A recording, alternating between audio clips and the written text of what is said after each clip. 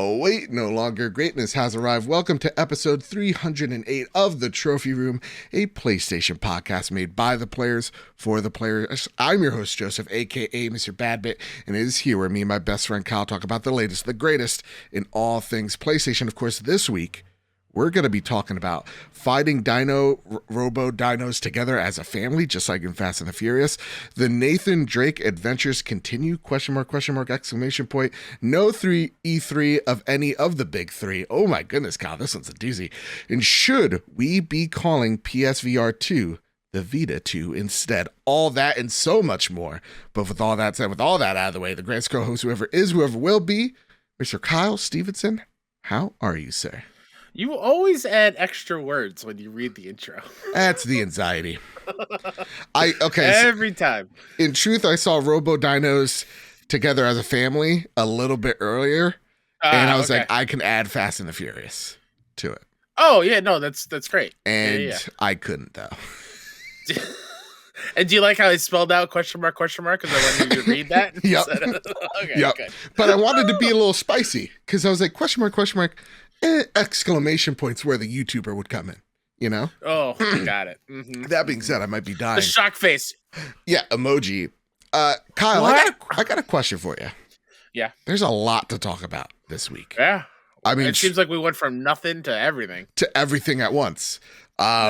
This might be everywhere all at once. Oh, it's going to be better than that. Trust me. How dare you?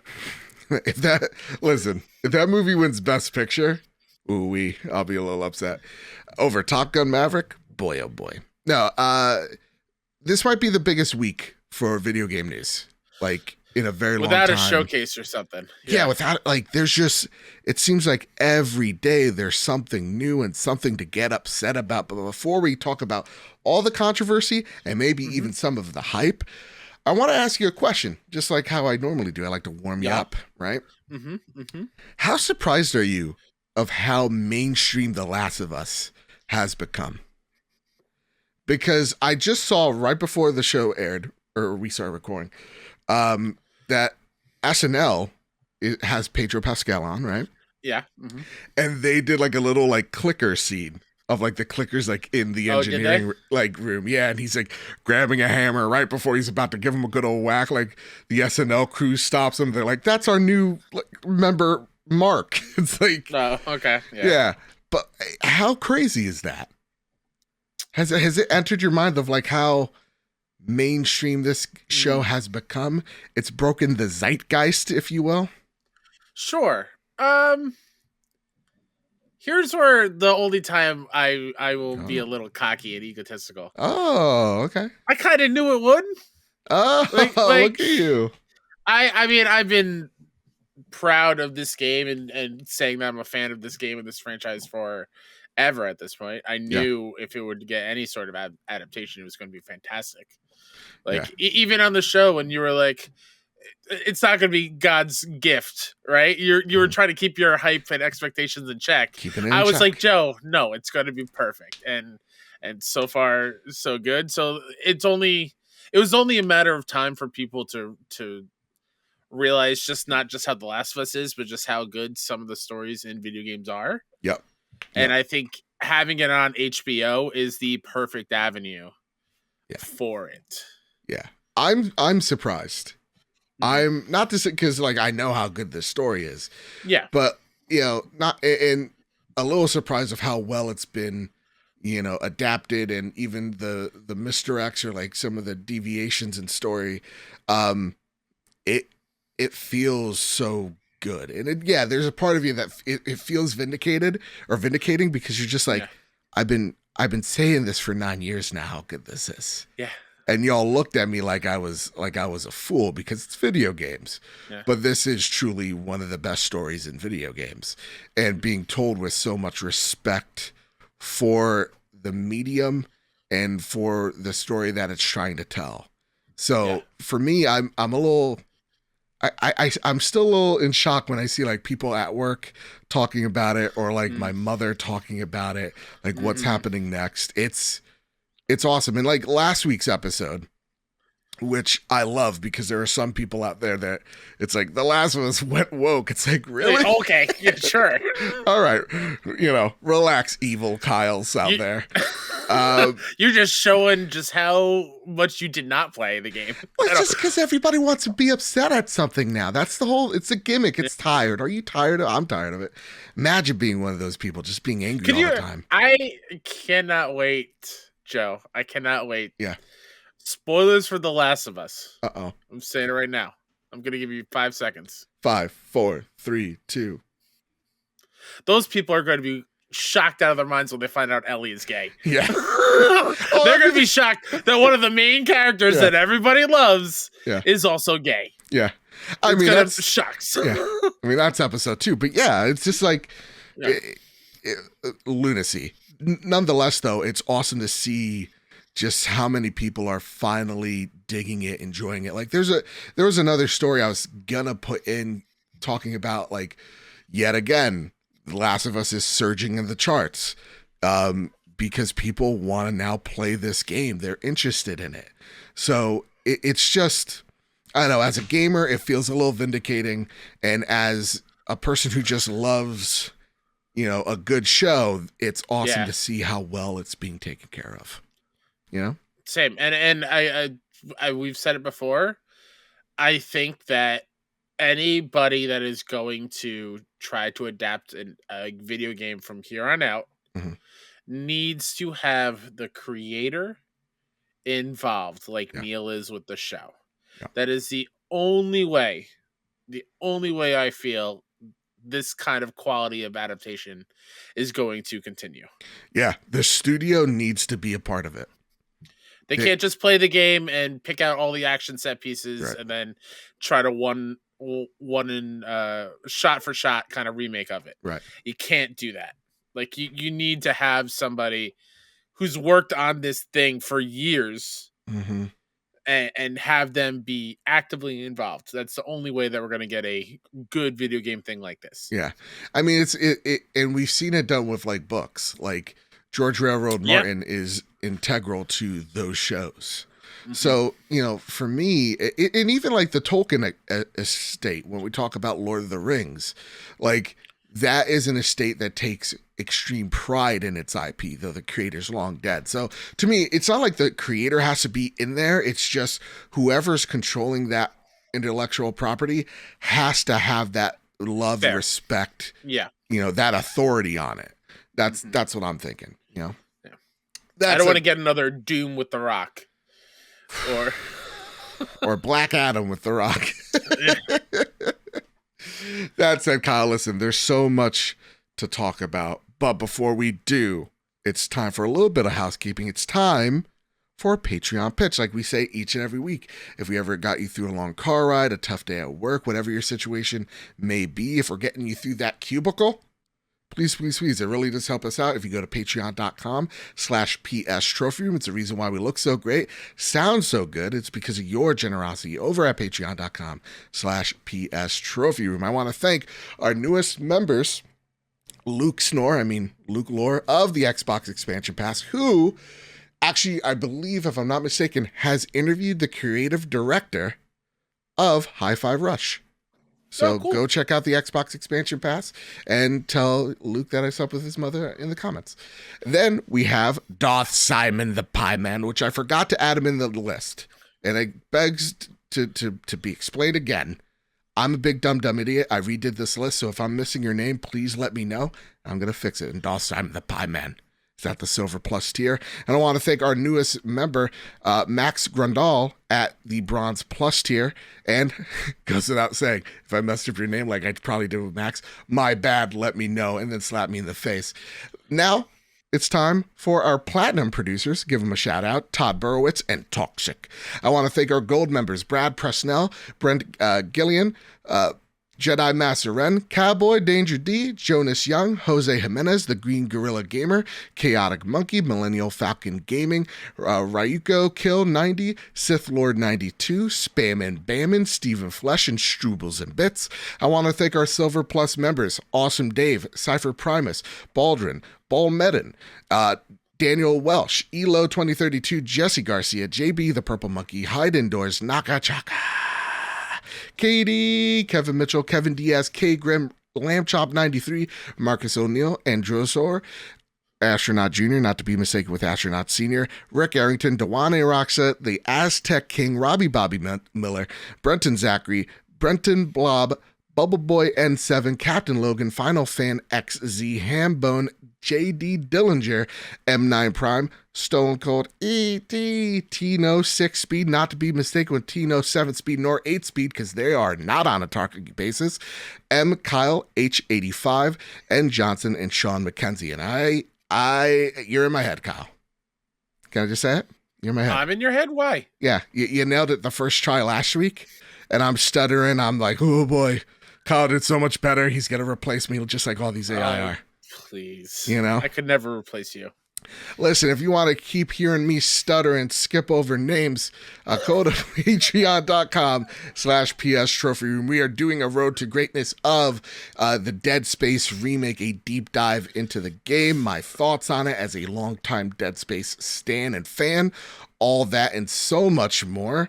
That's a Patreon exclusive show. You can get after shows, so much exclusive stuff like our Last of Us breakdowns over at patreon.com/PS Trophy Room. And you and Sean Capri yell at each other about console stuff, right? Yeah.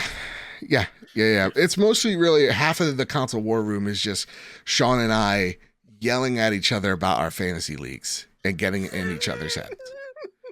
Which last week he picked Metroid Prime 4 in front of me, thinking that was somehow going to deter me. And I'm like, the game's been out for 4 years, Sean. Really? You're going to pick the one that's been in deep development for 4+ years? Okay. That's a decision for you to do. All right. Dummy. Kyle, it is time to finally square up the news. Take it away, good sir. First bit of news that needs to be squared up comes from Zermina Khan over at PS Lifestyle. Zermina writes, Uncharted 5 seemingly teased a new PS5 ad. It looks like a new PS5 advertisement is teasing Uncharted 5. Today, Sony unveiled its live from PS5 TV spot that showcases video games, PS5 features, and more. Of note is the ad officially kicking off marketing for Marvel's Spider-Man 2 and a brief clip that looks an awful lot like Uncharted. Why fans think Sony is teasing Uncharted 5? At the 43-second mark in the video below, a girl can be seen walking towards some kind of artifact in a cave with a torch in her hand. She certainly doesn't look like Lara Croft, as this Reset Era user pointed out. The character, who looks young enough to be someone who knows anyone really, play Uncharted 4 to find out, proceeds to dust off the artifact at 47 seconds in a flash on the screen that lasts barely a second. Yeah. You know, I got a question about spoilers, right? Because, like, we talk about, like, Ellie's, like, sexuality, right? Like, it's been known for 9+ years. It's been teased in episode 2 of The Last of Us. That's not, to me, it's not a spoiler at this point. And if you're like, if you're listening to the podcast, like, you've played The Last of Us, chances are you've played Uncharted.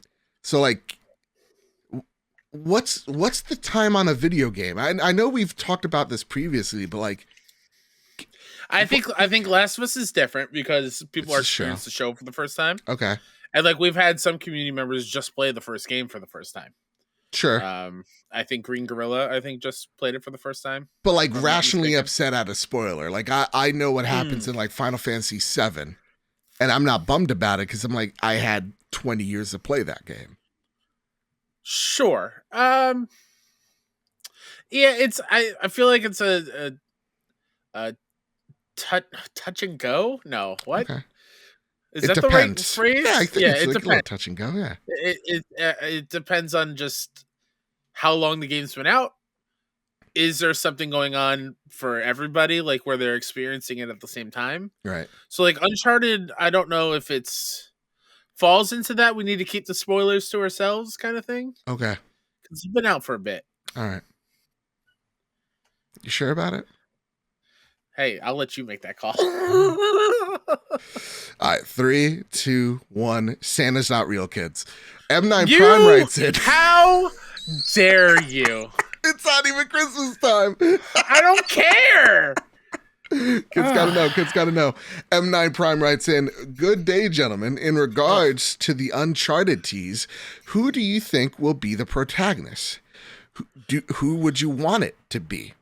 Also, do you think the scope will be in line with Uncharted 4 or Lost Legacy? I found Uncharted 4 to be much longer than Lost Legacy. Both were very good, so I'd be happy with either direction. Now, M9 Prime, he did have a little spoiler in there. So I'll say this, Kyle. It's really hard to restart a franchise when the protagonist is not the main character, right? Like, we've seen Halo stumble with this time and time again when trying to replace the Master Chief with someone else. Like they tried with Halo 5 with Locke, right? And they had this awesome ad campaign of like, who's going to win, Locke versus Chief? And it story didn't line up the way the ads were, but everybody did not like Locke. It was weird. Even with Halo Infinite, I feel like there are certain characters that get introduced to replace others, and they have to win you over. So to me, I feel like this has to be a character that is related to Nate or is close to Nate for it to make sense. Because for whatever reason, Nate, it can't be the main character in Uncharted 5, right? Yeah. So I want to know what you think. First off, do you think this ad is saying, hey, Uncharted 5 is a thing? Is it alluding to something? And who would you want to see, or who do you think would take the mantle of Nate? I agree with you on who to take the mantle. Okay. I think it's pretty. The course has been written already. Yeah, I feel like that's who it's going to be. I would assume, yeah, it's Uncharted 5. I don't, because that ad, which is a pretty good ad, it reminds me of the fun PlayStation ads from back in the day that I really, really enjoyed. Like the one where they're all in the bar and to Kevin. Yeah, to Kevin. I love that one. That is still my favorite goddamn campaign. It's so good. Done. It's so good. Yeah, it gives me those kind of vibes. Like I think it was in a montage with other things like Ghost of Tsushima, I think was right after it, and Spider-Man, a Returnal, I think was in there. Mm-hmm. So like, I doubt this is alluding to the Legacy of Thieves collection. True. Because of the person who is in the shot. Right. Like, I don't think that was Chloe. I don't think that was Nadine. Why not Elena? Why can't Elena take up a backpack? It could be for something. No, yeah, it's totally fine with me. I just think that if it was alluding to these games that are on the system right now, right, Elena hasn't done that in any of the games so far. You know, like True. The Ghost of Tsushima thing was them running away after burning down a camp. There was the Returnal thing, talk about aliens on another planet, whatever. Those things happened. Yeah. We haven't had this character as a playable thing in a game yet. So, okay, my next question to you is like, why put her there? Like, I don't know. This is where I'm confused, Joe. Okay. Because all these things, and like we'll get it later in a couple questions from now, but like this ad campaign, feels like should have been after a major showcase. With everything that's out and about in the world. Yeah. Like it just feels like it should have been either after a showcase or it's alluding to something. Right. And that is what's confusing to me. So, okay. A lot of people on Twitter, and I may be ruining the question, but we'll go into it. Yeah. A lot of people on Twitter are going, well, showcase soon. I mean, this is a really big ad. A very expensive looking ad. And you're right, it's showing you highlights from the PlayStation 5, like what you can play right here, right now. So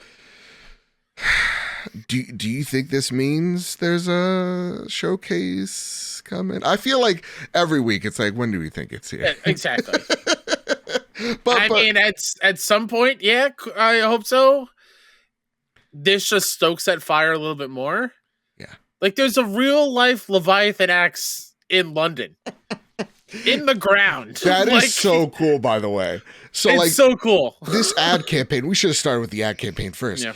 is tremendous because it is a whole bunch of, like, first off, we got like a little sneak peek from like Final Fantasy 16. Yeah, We got the like race icons car fighting. drivers from GT7. We also have the robots from Stray, Ratchet and Clank, Yep. you know, a whole bunch of stuff. And I even think for like a split second, you also saw Callisto in there.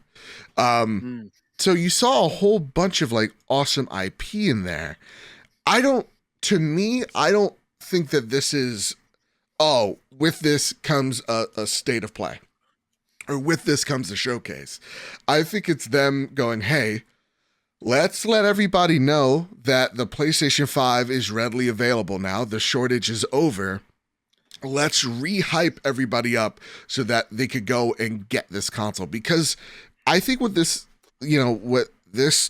trailer has done really well is kind of remind us there's been already a ton of really good games that have come to the PlayStation 5 or are coming to the PlayStation 5. Like, you got, you know, Spider-Man 2, which is awesome, and you saw Miles there, right? You know, you saw Aloy, which was so awesome to see her in live action. Gets me hyped for, you know, whatever that show becomes. But then you also saw like God of War, you know, you saw Returnal, like you saw all these awesome games. So I don't think it's a showcase, because if it was alluding to a showcase, we'd be seeing those characters, I think, right? Fair, but then here begs the question, why include this Uncharted scene? Or treasure hunting thing? Like, why? Everything else we can pinpoint on something that we know. Yeah. That is the one thing that isn't alluding to something that we know. I mean, that is fair. And maybe it is just something like, this will get the kids talking. Fair. It very well could be. Perhaps.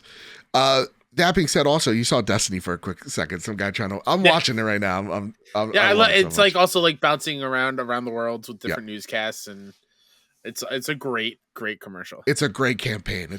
I love when Sony gets this weird. That being said, though, my dream Uncharted game on a story perspective is like, it's been late enough, y'all. You know, it's, you know, 10, 15 years into the future. Nate has a kid. They're estranged for whatever reason. And this person, like Nate couldn't scratch that itch. They're missing for whatever reason. You're trying to find them. Or Nate is the Sully character, you know, over your shoulder, smoking a cigar this time. Yes, please. Yes, please. It has to be, Nate still has to be slightly connected to it. Kind of like with The Force Awakens or even Gears 4, where you saw older generation pass the torch. There needs to be the passing of the torch. That's important, I think. Now, Matt Kennedy writes in from the Star, and just like you can too, head on over to @PS on Twitter or join our Discord and our awesome community. Y'all have been so amazing the past week. And Kennedy writes, in regards to what we want from Uncharted, what if they took the mechanics and lore from Uncharted, but added it into an open world formula? We saw those massive open areas in A Thief's End and Lost Legacy, and I personally thought those ideas in those areas were a lot of fun. I don't necessarily need any playable characters related to Nate. They could add references or whatnot, but I'm very happy with the ending of the Nathan Drake saga. I feel anyone could go into an Uncharted adventure, but... Sorry, I lost my place. But to be able to... There you go. Thanks, Teach. Yep. But to be able to truly collect treasures and freely explore a open world seems pretty cool. Or is that too ambitious? And am I alone in my thoughts? Also, which studio would you like to see working on an Uncharted series? What do you think? What would you guys want out of the possible continuation of this series? So, Kyle, linear or open world, my friend? I say, why not both? Yeah, I mean, that is a good answer. Yeah. Open worlds worries me just a little bit. Why? Because when I think Uncharted, I think those action set pieces. Sure. And I think if we go open world, those would be few and far between. Okay. Or it would feel weird. Everything's open, go anywhere, and then all of a sudden you're running down a hallway with, I don't know, a plane coming after you. Like Yeah. it's just so a little bit of both is great, but I do love the idea of an Uncharted game mixing those two areas in Lost Legacy and 4 Mhm. and combining it with like a Horizon where you can go into these cauldrons, but they are caves, similar to how the Tomb Raider reboot Right. did, where there were all these cave puzzle caverns that you have to solve, and there was an artifact at the end. Like Right. that would be awesome. But Yeah. I would also, Uncharted also to me is Drake, is that quipping wise ass, going out on these adventures and his relationship with the people that he truly loves. Yeah. I think for me, having a hub area kind of like Lost Legacy did a lot for me. It is my second favorite Uncharted in the series. And to have it maybe second. Yeah. Uncharted 2 is number one. First. No, Uncharted 2. Slightly above. Love. Recognize the game, Oh yeah. But Legacy, I love the big, broad, open area in the center. And they could kind of have like an Ocarina of Time moment where it's like you land in the center of this area and there are different arms to explore. Like the one thing that I would like to see from Uncharted is actually one of the areas, and I don't want to spoil it, but in Ragnarok, the valley, wink, wink, nudge, nudge, where the world is changing as your actions or changing to your actions as a gamer. Right? What you're doing in that environment is changing along with it. So you can have different areas, but they're more like, here's hub 1, here's hub 2, here's hub 3. Like here we're in, the Philippines, now we're in Thailand, now we're in Europe type of thing. And we can kind of have that adventure. So to me, that's what I would like to see. And again, story-wise, they do have to be connected with Nate. What studio is on it? I think it's the long rumored, PlayStation Malaysia team. Malaysian team. Yeah, that's what I was thinking as well. Because Naughty Dog straight up said that they're not working on Uncharted. Right. They said no more. We're done with it, and we're moving on to, Last of Us and new IP. And a lot of people were a little bummed. I'm like, nope, this is great. They gave us 5 fantastic games, or technically 6 if you want to include Golden Abyss. Have them move on. You now have Last of Us, which is still super, I mean, we just talked about, super successful. Yep. And then create that new IP, that we've been wanting for a bit. So that's where I think they're going to be going. And you can hand off those other, series or their legacy series to other teams. And as long as they're getting input from the Naughty Dog team, of like, hey, this is where we should be going. Like if Amy just like signed up, Amy Hennig, the original writer, was like, hey, well, I'm down. I have a story to tell or something like that. Yeah, exactly. That would be awesome. That's it, Kyle. Would you like to get the last question? Because I'm just stuttering over everything today. I don't know why. You're fine. Stop beating yourself up. You're good. From Katie. Hey guys. Hope we are doing well. It's okay, Katie. Hope you're doing well. So this week, PlayStation has been going crazy with advertising the PS5, the games that you can get for it, because it is now a lot easier to get your hands on one. This week, PlayStation put up a giant Leviathan axe in London to promote God of War Ragnarok. Would it be weird to say to my manager, "Oh, I'm not coming into work today. I'm going to London to see and touch this giant axe"? This leads me, not at all. I would join you if I could. This leads me to my question, which is, what is your favorite piece of gaming advertisement?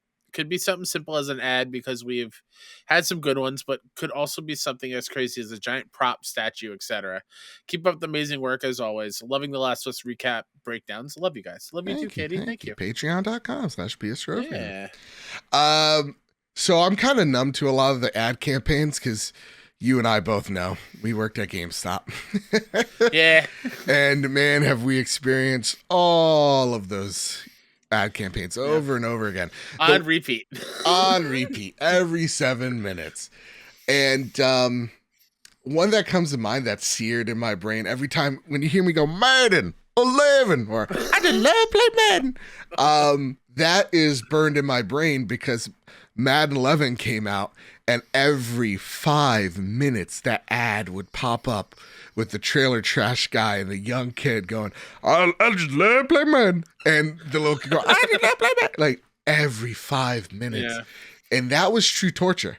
Honestly, CIA, are you listening? You don't need a waterboard. You just give them that ad on repeat. And you're going to break an individual's soul. But yeah. Kyle, what say you? Is there an ad campaign that has spoken to you, sir? I mean, I already brought up the to Kevin ad, or maybe it wasn't Kevin, maybe it was somebody else. That's, I think, a Hall of Fame level PlayStation advertising campaign, along with Kevin Butler. I was about to say, every time Kev showed Kevin Butler, and shout out to Marcus with the PSP as well. Yes. That was a great one too. As far as like a viral ad campaign, I can't remember ever like seeing it and being. Oh, actually, I was bummed because for the Last of Us show, actually, they had a whole thing in New York City that they dressed as a part of the QZ. Yeah. That you can go and experience, and I love that kind of stuff. But yeah, when it comes to PlayStation, those ads or those people from the ads are PlayStation just knows how to do it. Yeah, I mean, there are also weird ones. Don't get me wrong, like that the weird. Baby. The baby one is Have you seen weird. the Xbox baby one where they aired it once and they were just like never again? No, I don't think I have. All right, real talk, guys. Look this up. Xbox folks, bow your heads in shame for just a sec. There's this one ad that was literally canceled as soon as it came out in the EU or whatever. This lady is giving birth and the kid shoots out. And the kid doesn't just shoot out of the hospital room, but as my memory serves, he just starts shooting out into the atmosphere and just starts aging. You are 1,000% correct because I'm watching it right now. Yeah. He is flying through stratosphere, screaming, hair is growing as he goes. He's covering up his naughty bits. He's got abs now. He's a grown-ass man. Yep. What is this advertisement? It's like Animorphs. Remember Animorphs with the cover? Yeah. Yeah. Oh, and now he's an old man. Yep. And he's bald and he's falling to earth. Yep. And straight into a gravestone. Straight into a cemetery. What were y'all thinking back then? Life is short, play more. That's the tagline. There you go. Well, there you go. Whoa. But, yeah, for me, it's for Kevin Butler. I think just PlayStation has the best ads. They just know how to do it. They know how to get you hyped. That said, Kyle, they also know how to I don't know, not hold a leak. Let's talk about the next story, sir. It's a bummer. Grant Taylor Hill from Insider Gaming writes, Horizon multiplayer leak reveals alpha gameplay and art. A 12-minute clip showing alpha footage from the Horizon multiplayer project leaked online, along with key concept art that reveals quite clearly a unique art style and direction for the game. In the leak, we're exposed to several character models. Oh, excuse me, I got like beard hair in my mouth. It's untamed. It's untamed. I know. I gotta shorten it up. Yeah. Clearly a unique art style and direction for the game. In the leak, we're exposed to several character models traversing a world that is unmistakably Horizon, but at the same time looks like a completely different game. There's a color palette that is reminiscent of Fortnite, and the textures have been reworked to appear brighter, less detailed, and lower res than the main series. From what appears to be base building elements to a cartoony Fortnite-esque art style that seems poles apart from the main series, Horizon multiplayer certainly appears to be, at least at face value, a complete separation from Aloy's saga. There's a diverse array of characters to choose from, all of which look a little Pixar-like in their appearance. There are portly, heavy-set heroes and lithe, agile hunters. We're given a glimpse at the usual array of robots that are typically found in Horizon, and for the most part, combat looks relatively similar to the main series.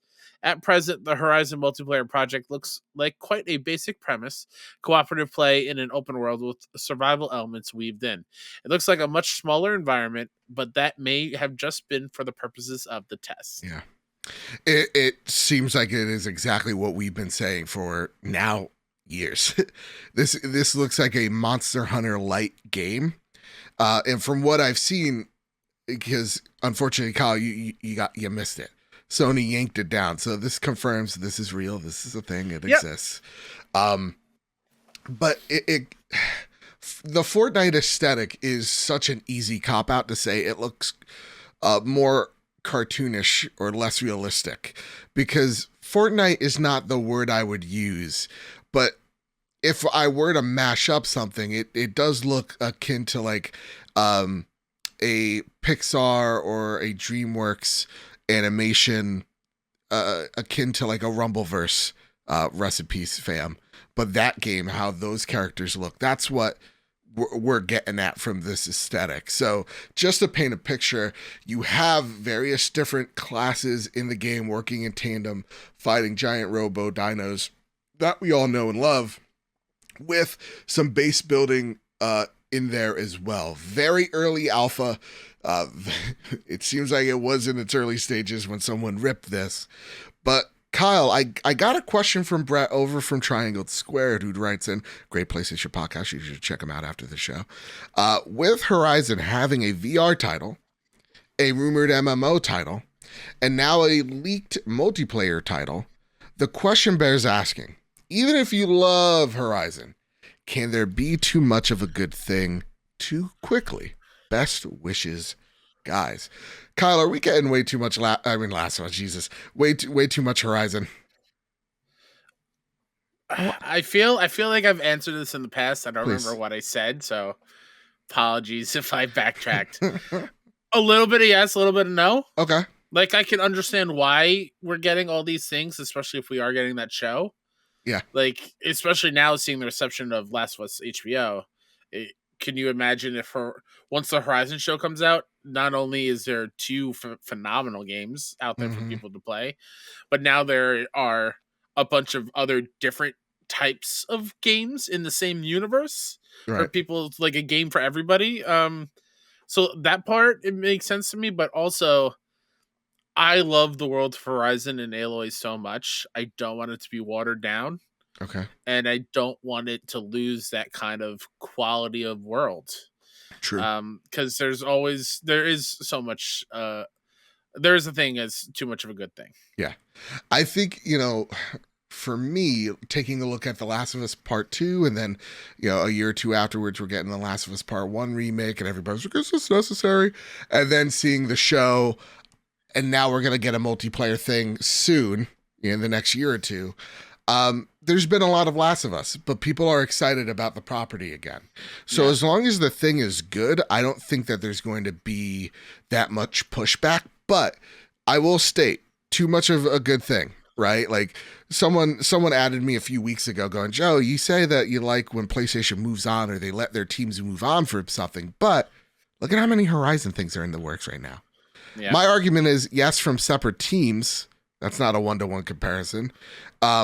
And at the same exact time, as long as these things are good, who cares? Like, to me, having this Horizon VR title, everybody's walking away from it going, this is one of the best VR things I have played.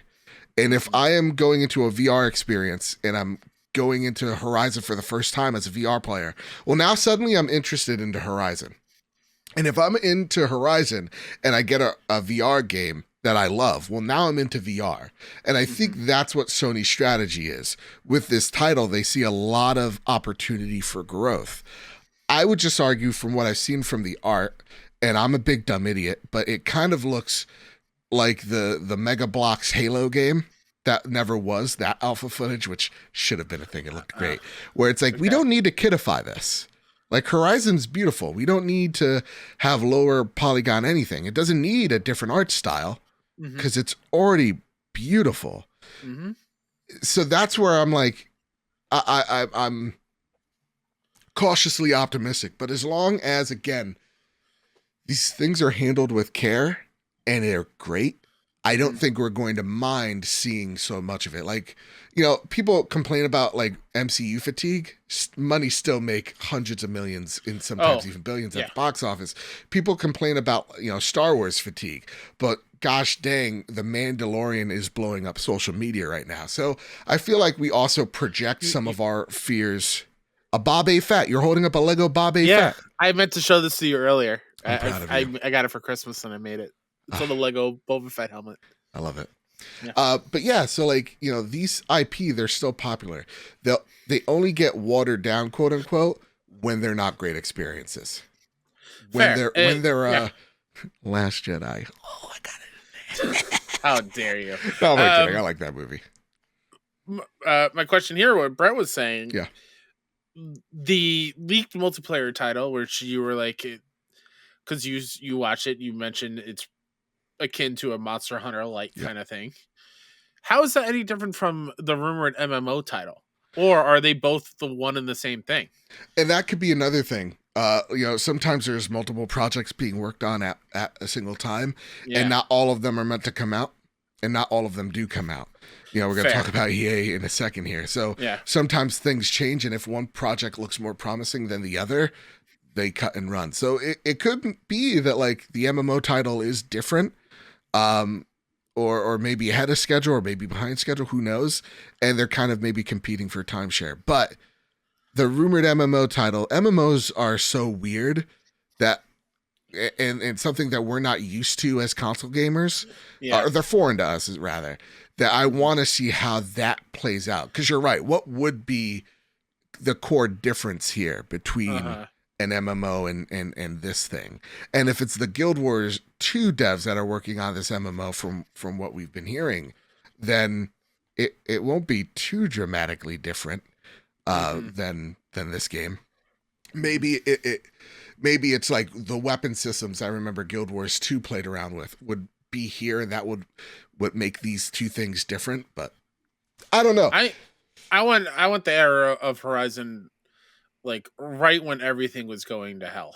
Yeah, I want that like a multiplayer thing. Yeah, and I mean that's what the show's gonna be. So like this could be also different eras within and different areas that we could be exploring. It's the literal world. There's so much to uncover here. Oh boy, I didn't mean that. All right, Kyle. Now it's time for a next story. Yeah, I did a little bit. So much to unfog in this. Look at that! Look at that! Take it away, you son of a gun. Chris Scullion over at BGC writes, Sony has reportedly cut its PlayStation VR2 launch forecast in half. Bloomberg, citing, quote, people familiar with Sony's deliberations, end quote, claims that Sony has previously aimed to ship 2 million PlayStation VR2 units during the headset's launch quarter. However, following what it's claimed are disappointing pre-order figures, Bloomberg sources say Sony's shipment forecasts have been halved to just 1 million this quarter.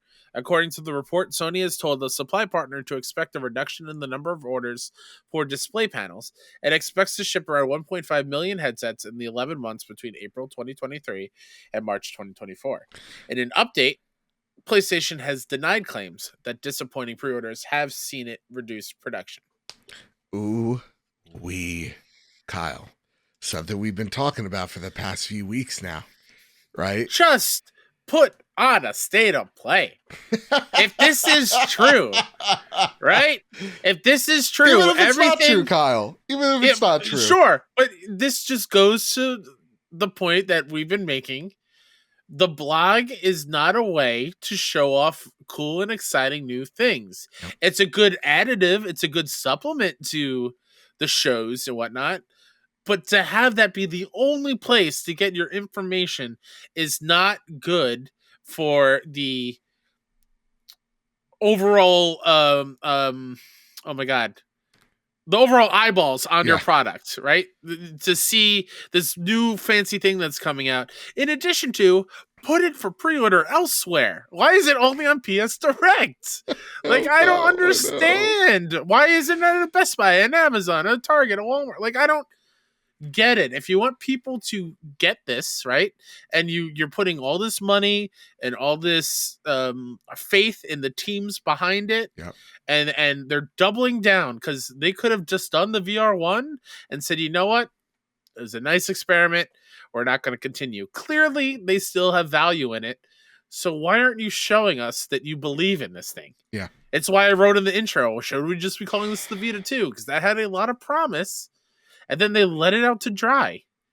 Like, I just want to shake Mr. PlayStation and be like, what are you doing? Jimbo, stop going to Brussels. Oh, my God. The game is afoot here in VR. Listen, you took the words out. I couldn't have said it better. Like, everything you said, you cannot launch a $550 headset behind a blog post with barely any marketing, with no state of play, all through Twitter and your blog posts, and have that be there you go. Like, nobody's excited for this thing. It's seemingly. And having pre-orders still up for the PlayStation VR2 right now just goes to show the way that this thing has been marketed is just, it's a damn shame. And listen, the one aspect that I really like is they're going to VR creators going, put this headset on. You know VR better than anybody here. Yeah. Go. Tell the world. They're talking to the right audience, but they also need to talk to us as well. The mainstream, the people who aren't already into VR. Exactly. Tell people why they need a VR too. Get us in here. Show us the state of play. I get it. VR doesn't show as well as other games, but to the people that are interested in VR, it's gonna get you or intrigued. It's gonna get them excited, and experiment with how you market it as well and how you show it off. This could, you could call it a state of play VR and show someone moving in real time with VR as they're moving in game to kind of give you a visualization of what that person is doing. You can have it so like it's kind of like we talked about last week, kind of like that Microsoft Bethesda directive, like getting the devs out there, talking about their games. We're going to be interviewing a lot of developers. Guess what? They all want to talk about their games right now on PSVR. So to me, I want to see PlayStation put the real money behind this, because it seems like, or not real money, they invested millions in this thing, but I want to see them put real marketing behind this thing, because right now, we're 30 days away, and Stingray X writes in, "Hey fellas, regarding PSVR 2, happy launch month. Do you think PS Plus will include titles in the future? Take care." We're a month away from this thing, Kyle. There's no fervor. There's no fever. There's none of that. And even with VR1, that's something we've been clamoring for. Yeah. Put at least one VR title a month or every other month, and not just have Starblood Arena for every month for 6 months being the VR thing on there. You gotta show love to it, and you gotta give people a reason to go pick up the headset. They're not doing the thing. It'd be real nice for this live from PS5, a giant PSVR helmet fell from the sky or something. Exactly. And I get we're still in pandemic time, so having it be in stores for people to try on is probably not the best thing possible, but still talk about it. Yep. I just thought of when was the last time we saw Moss 2 with PlayStation branding? That was last January, I'm pretty sure. April, May, April, okay, almost a year of when we saw that it was announced. Right. Why not give us this thing where, as jokey and not a thing for you or for anybody, here's NFL Pro QB, where you can be the QB in VR on PlayStation. Here, the thing you saw in Quest commercials is also coming on PlayStation. Here's before your eyes, a critically and award-winning VR title coming to PlayStation VR 2. Yeah. We got Moss Book 2. We got Moss Book 1. We have Cosmonius High from the makers of the Job Simulator series. Yeah. Demio, which we saw briefly. The Star Wars, right? There's so much good stuff there, and they're not showing it off. I know, and it's incredibly frustrating. I can only imagine what it's like for the devs. And listen, some of that Jason Schreier and PlayStation has refuted this as well. I do want to add that no, this isn't happening. We do believe in it.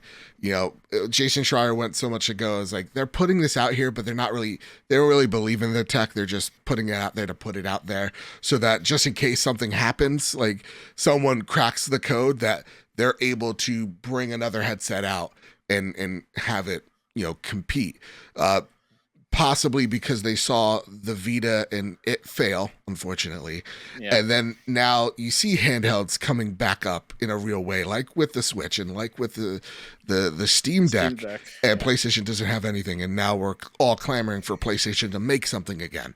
I don't even think that's necessarily it. I think it's a little bit of column A and column B of the tech isn't still here yet for it. It will be. Don't worry about it. It's going to get there, but I just don't see them putting in the same effort as their other products. Like even with the PSVR1, here's what I'll say. I'm sorry, I got a little distracted. With the PSVR1, the tech wasn't there yet, obviously, right? It was all put together by various, it was like the zombified corpse of PlayStation Move with, the PlayStation iCam. But they were still able to get it to work, and they still made substantial first-party games for that headset and promoted it. Right. So, yeah, you had Moss, which was a PlayStation, timed exclusive. You did have games like Blood and Truth. You did have Astro's Playroom and Astro's Rescue Mission. There was substantial stuff for the title there. And not to say that Horizon, Call of the Mountain isn't substantial. It looks like it is. It's going to be huge. It's the only thing there from PlayStation. So, I feel like they just need to put more emphasis on this thing, how it actually exists and how it's going to push its medium forward. Because listen, when you're promoting this thing to 20 plus million, 30 plus million PlayStation 5 users, I understand this thing isn't going to take the world by storm, but it could still be substantial in its own marketplace, and they're just not doing it. And that's the annoying thing. Yeah. That's been my TED Talk. I like how I got there at the end eventually. And for Stingray, for your question, will we see PlayStation Plus titles? Let's not hold our breath here. Sadly. We've been calling on it since the show's inception, and they haven't done it. So I don't expect that, unfortunately. But before we get into the last story, Kyle, is there anything you'd like to add, or have we vented enough?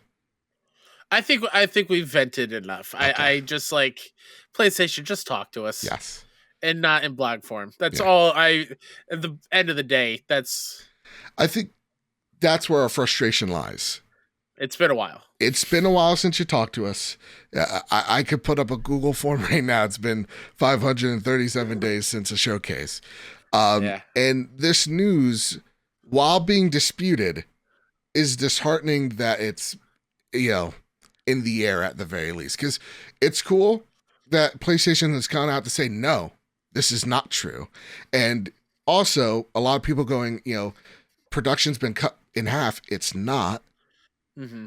It's not been cut in half. I don't know who's running with that.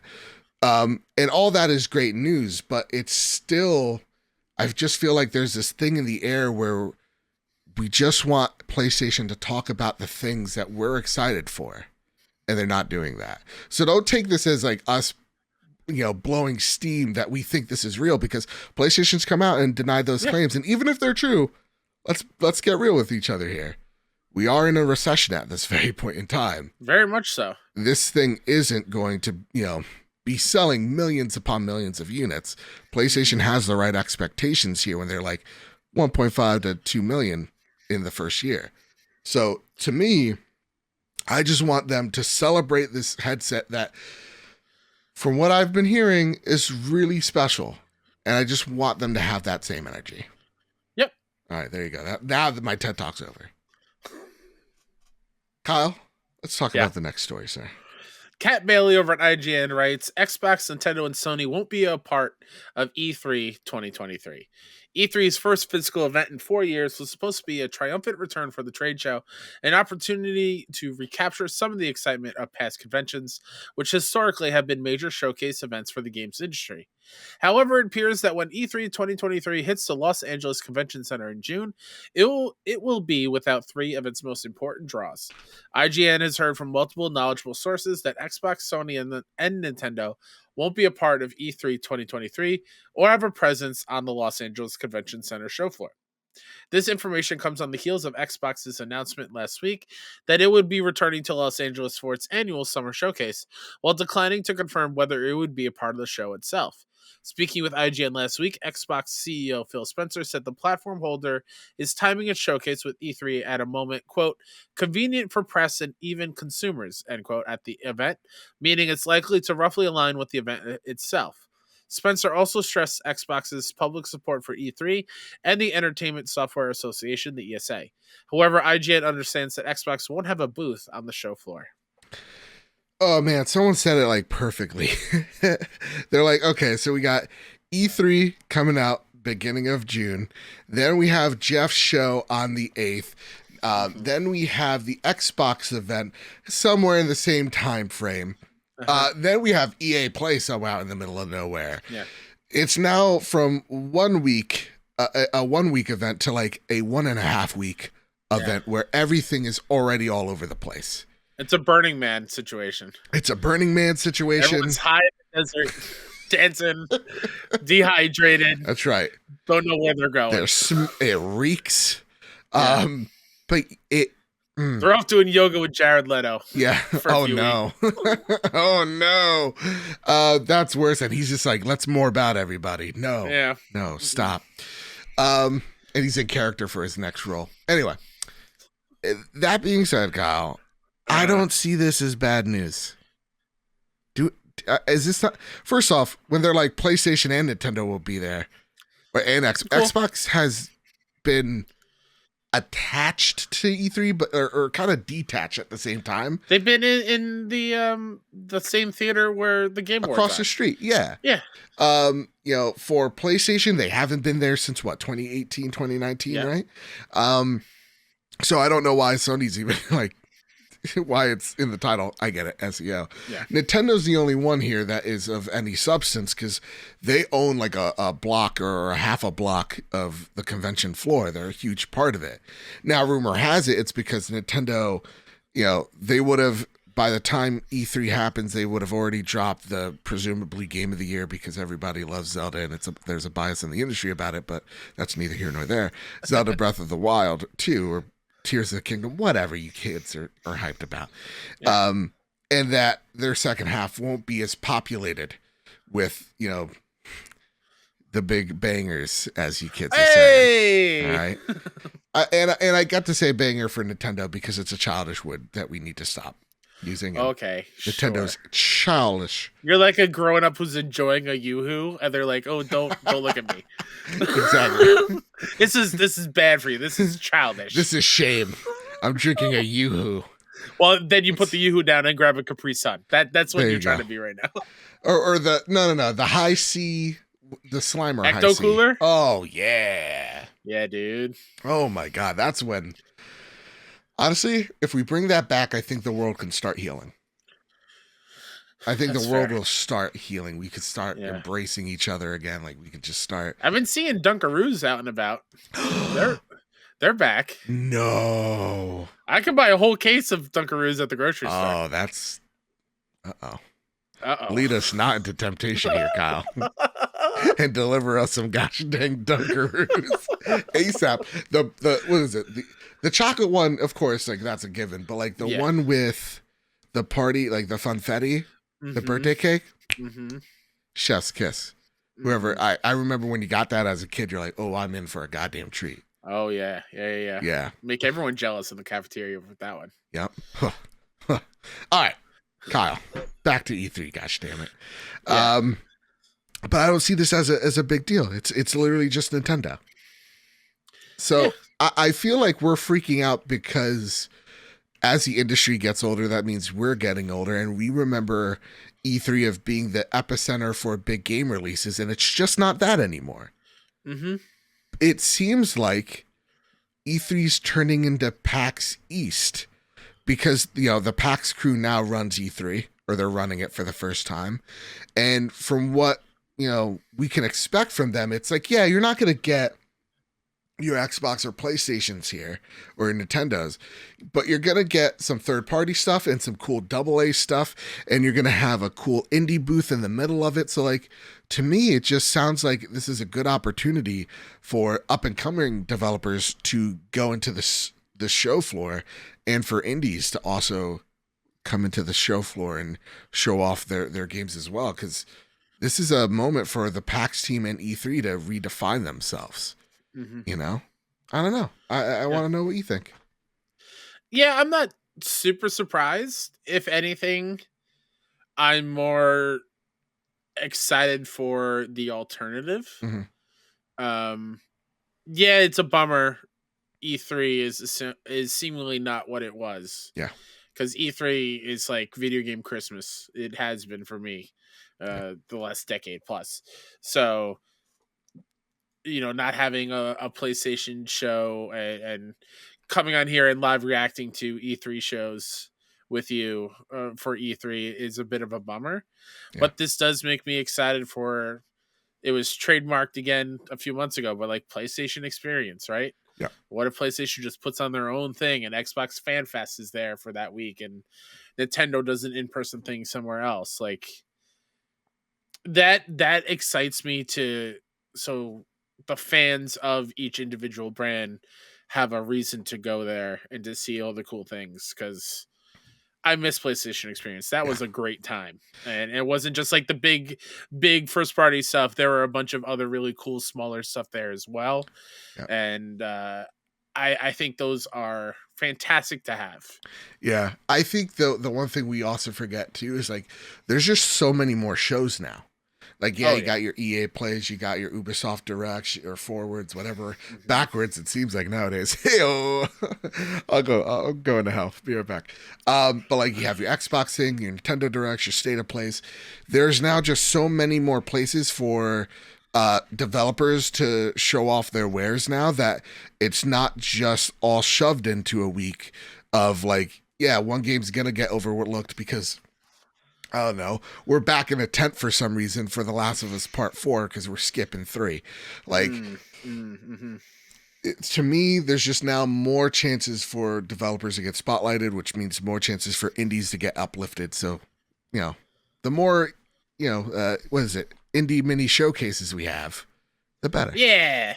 Mini indie showcase, 6-1 indie. There you go. And I think it's things like that are truly the future. And I think we're being grumpy old men. We're like, I miss it back in my day. I just watched it on Spike TV. Remember Spike? It was the best. That's what I'm thinking. We're just having old man syndrome. Let's just relax. All right, Kyle. It's time for some flash news. Gotta go fast. Oh my God, there's so much this week. When we said that there was a lot of news, here we go. We were not kidding. So those are the 3 big ones, right? Again, PSVR 2, assuming that's coming out in a month. Horizon Multiplayer League, that was a pretty big deal. Uncharted 5, who knows when, who knows where, but it'll probably happen. The Flash news? Buckle in, folks.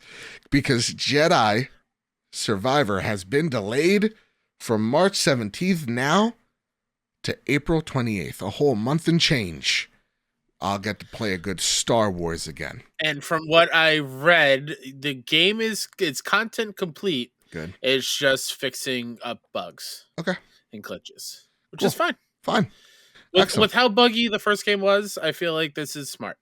Also launching right before like May the 4th. Pretty good move because you're going to get an extra bump when you're in that convention floor. So absolutely. All right, here's another biggie. This one broke as we were about to record. It's here in the Flash News, but there's probably a lot to talk about here. Mm-hmm. PlayStation Plus Collection that's been offered since the PlayStation 5 launch will now be going away on May 9th. This is straight from the blog. From May 9th, the PlayStation Plus collection will no longer be available for PlayStation Plus benefit. You can add any of the titles from the PlayStation Plus collection to your game library before May 9th and play at any time in the future with an active PlayStation Plus membership. PlayStation Plus game catalog monthly games and existing other benefits will not be affected by the change. Ooh. Famous Seamus writes in, just like you can too, if you add us at PS Trophy Room or join the Discord and you ask there. With PlayStation just announced today that the PlayStation Plus collection would be going away in May. What are your thoughts on this? Do you think PlayStation is doing this because the PlayStation 5 shortage seems to be over and they want people to buy games from the collection? Question mark. Kyle, why is PlayStation being mean, evil, and duplicitous in nature? And is duplicitous a word? I don't know. I'll look it up. Oh man. I don't think this is a gigantic, huge loss. I know that might be controversial in itself. Are you reacting to something else or what? No, duplicitous is a word, and I did use it correctly. Take that, Adam Leonard, and everybody that says I make up words, because I do does. do does. I think most of these are just going to be reabsorbed into the new PlayStation Plus. Most of these games are already in PlayStation It, Plus Extra. exactly, and so it's a little bit of just overlapping. Yeah.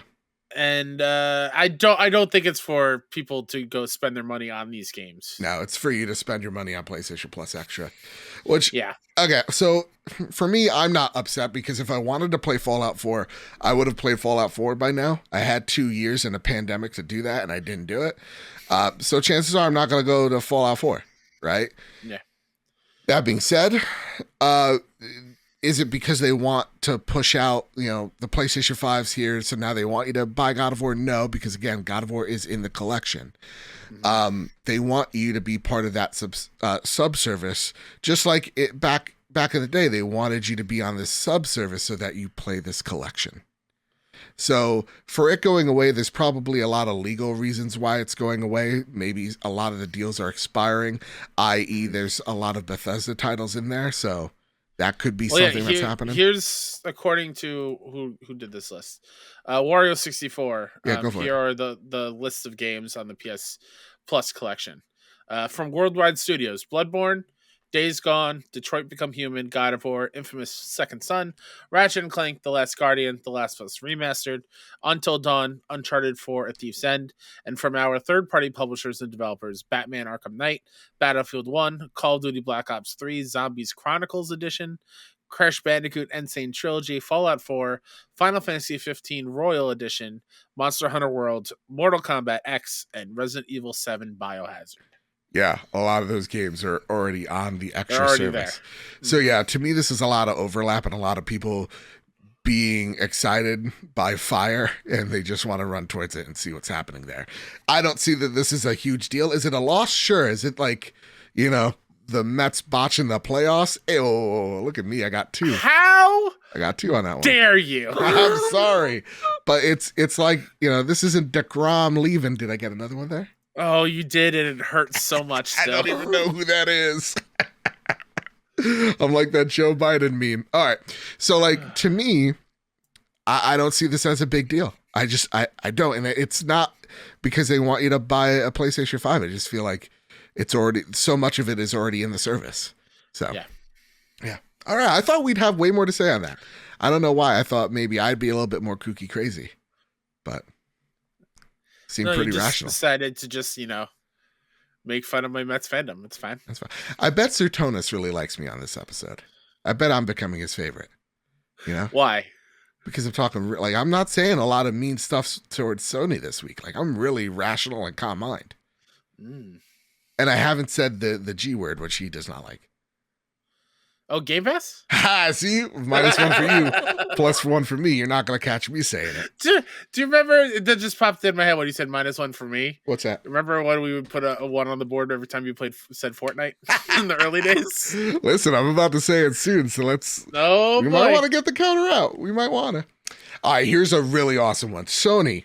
It's official. They've said it. They done said words and they made a sentence that God of War Ragnarok has sold over 11 million copies in 3 months, making it the fastest selling first party game in PlayStation history. What? Do my fake glasses deceive what I'm seeing here, sir? I wish we kept it written down somewhere when you asked the question, how much is this going to sell, a few months ago. Yeah. So I'm pretty sure I was on the high side. Yeah, you were. This is pretty close. This is awesome. Yeah, in retrospect, Last of Us Part 2 sold 9 million copies in a year. Yeah. And this one, 11 million in 3 months.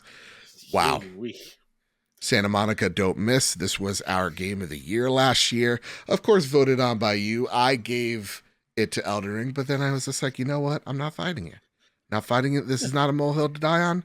So, alas, I relinquished to God of War as well. Because, spoiler alert, this is the best sequel ever made. So, yeah. Awesome. Santa Monica, flowers to you. Yeah. All right. The Last of Us Season 2 has been greenlit. This comes by Variety. By contrast, The Last of Us Episode 3 had a 6.4 viewer representation, a 12% increase from last week's 5.7 million, which itself was a 22% improvement on the first episode's 4.7 million. Ooh, Not just that, but it is critically getting just all the flowers in its reviews, and it's getting review bombed by people that are uncomfortable with their sexuality, which is ironic. Amazing episode of television. Awesome to see Last of Us getting greenlit. Now, Craig Mazin has come out and said Last of Us Part 2 is going to be more than a season. I figured it would be. He goes, it's a much bigger game. I'm like, it is. And I think the pacing works well for a TV show more than a game. So I think this is going to be, and I'm not like, this is not me trying to sound like no, a instead dick. you throwing shade. Yeah, no. I think even people that are way more critical on The Last of Us Part 2, I think they're giving it the benefit of the doubt here, going pacing wise, this is going to make a better TV show than a game. Sure. So, and I could see at least 2 seasons. Absolutely. I could see 3 if they want to break it even more. But I know where you'd be breaking them too, but I don't want to. Yeah. That is a no spoiler territory. Yeah. We're not going to bring out the golf clubs on that one. I hate you so much. That was me being cheeky there. All right. Don't look that up, people that are watching the show for the first time. EA.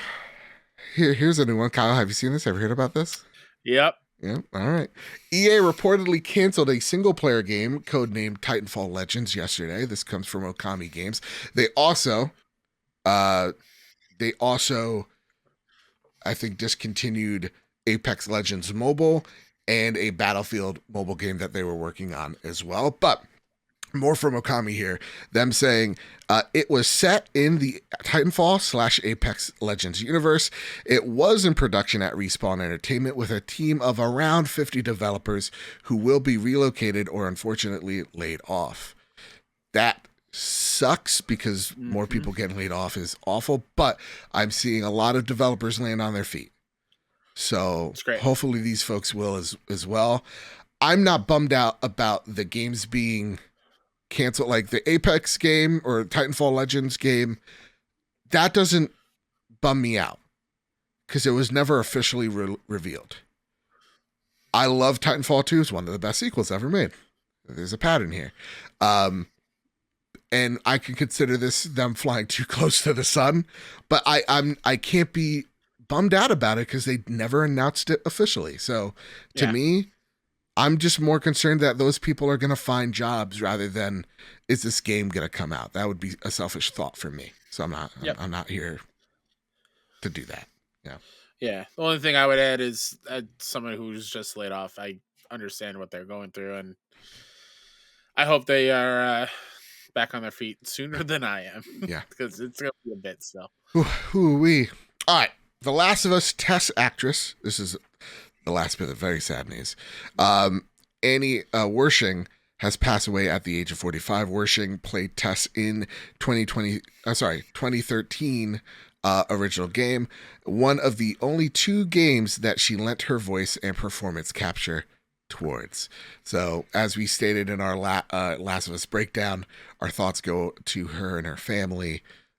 Cancer sucks. Cancer. And love you. Anybody going through it right now knows someone going through it. I've lost people to cancer. It truly sucks. It's devastating. My heart goes to all y'all affected. So, yeah. All right, Kyle. It's time for the next big segment here called Quick Play. Now, here's the rules of the road for Quick Play. We each get 1 minute, but if there's something like we got a code for a season, we're going to give it a good old-fashioned impression. And if we have any questions, any comments that we want to add to each other's games, guess what, Kyle? We add time to the clock. Ooh-wee. Ooh-wee. So, Kyle, would you like to go first, or would you like me to go first?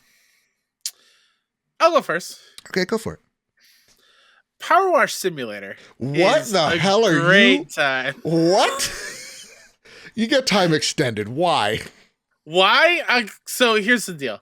I think it is so calming and relaxing, Okay, and for my bad brain days sure. lately, the one thing that is gonna go right is me cleaning off all these dirty things in the game, and it's very therapeutic. It is a good time, and once I All right. figured out that I can just hit the toggle, so the water is just constantly going, and I don't Yeah, have to hold down the button, and the carpal tunnel gets real bad. yeah. It's a dream. I'm Okay. having a great time. It it's there's nothing more to it. It is just cleaning things, but it is extremely satisfying, and it's a fun time. And they have the Lara Croft Manor as a DLC thing, Now, and they just announced a Midgar thing, so it'd be I think cleaning Cloud's bike, uh, which is kind of cool. So yeah, okay. Question. Um, First, what's Cloud wearing? Shut up. Thoughts. No, are you playing this on PlayStation? yeah, it came out on PlayStation the other day. Any DualSense functionality to it? Nothing crazy. It's Nothing just crazy. Rumble. Okay. Yeah, Okay. Really, you got the adaptive triggers. Let's use them. I know. Let's see. One more question. How much is it? And is it an I easy want plat? to. I want to say it's 20. $20. Okay. Um, and it could be an easy plat if I read the trophies before I started playing. Oh, really? They're intricate. Like clean this They're the Lara they're Croft like, Manor dude, in this 2 thing minutes. first before you clean anything else. Okay. And I didn't do that, so I would have to go back and redo that level, which who knows. Honestly, Um, so many people yeah. have had fun with this. I'll wait for a sale here, and I'll pick it up. That's one thing. Oops, Kyle made a big old Sorry, I had to sneeze. sneeze. That's all right. Yeah, it generally is a fun time, and it does have co-op, Okay. so you can clean together if you're into that thing sort of Ooh-wee. thing. Kyle, are we Yeah. cleaning together? Hey, we're a bunch of dirty boys over here. We can. Should we And the stream reason, this? maybe. You know what? Patreon.com/PS Trophy Room. Like, If you want to see this happen, a bunch of dirty boys wanted it get clean. I don't know. Maybe we'll do a Patreon poll. I don't know. Oh boy. Yeah. But the reason why I wanted to start there is because it's also been my home away from home, my bright light and a dark time that is Dead Space. Because oh my god, I've never experienced. I experienced this game briefly.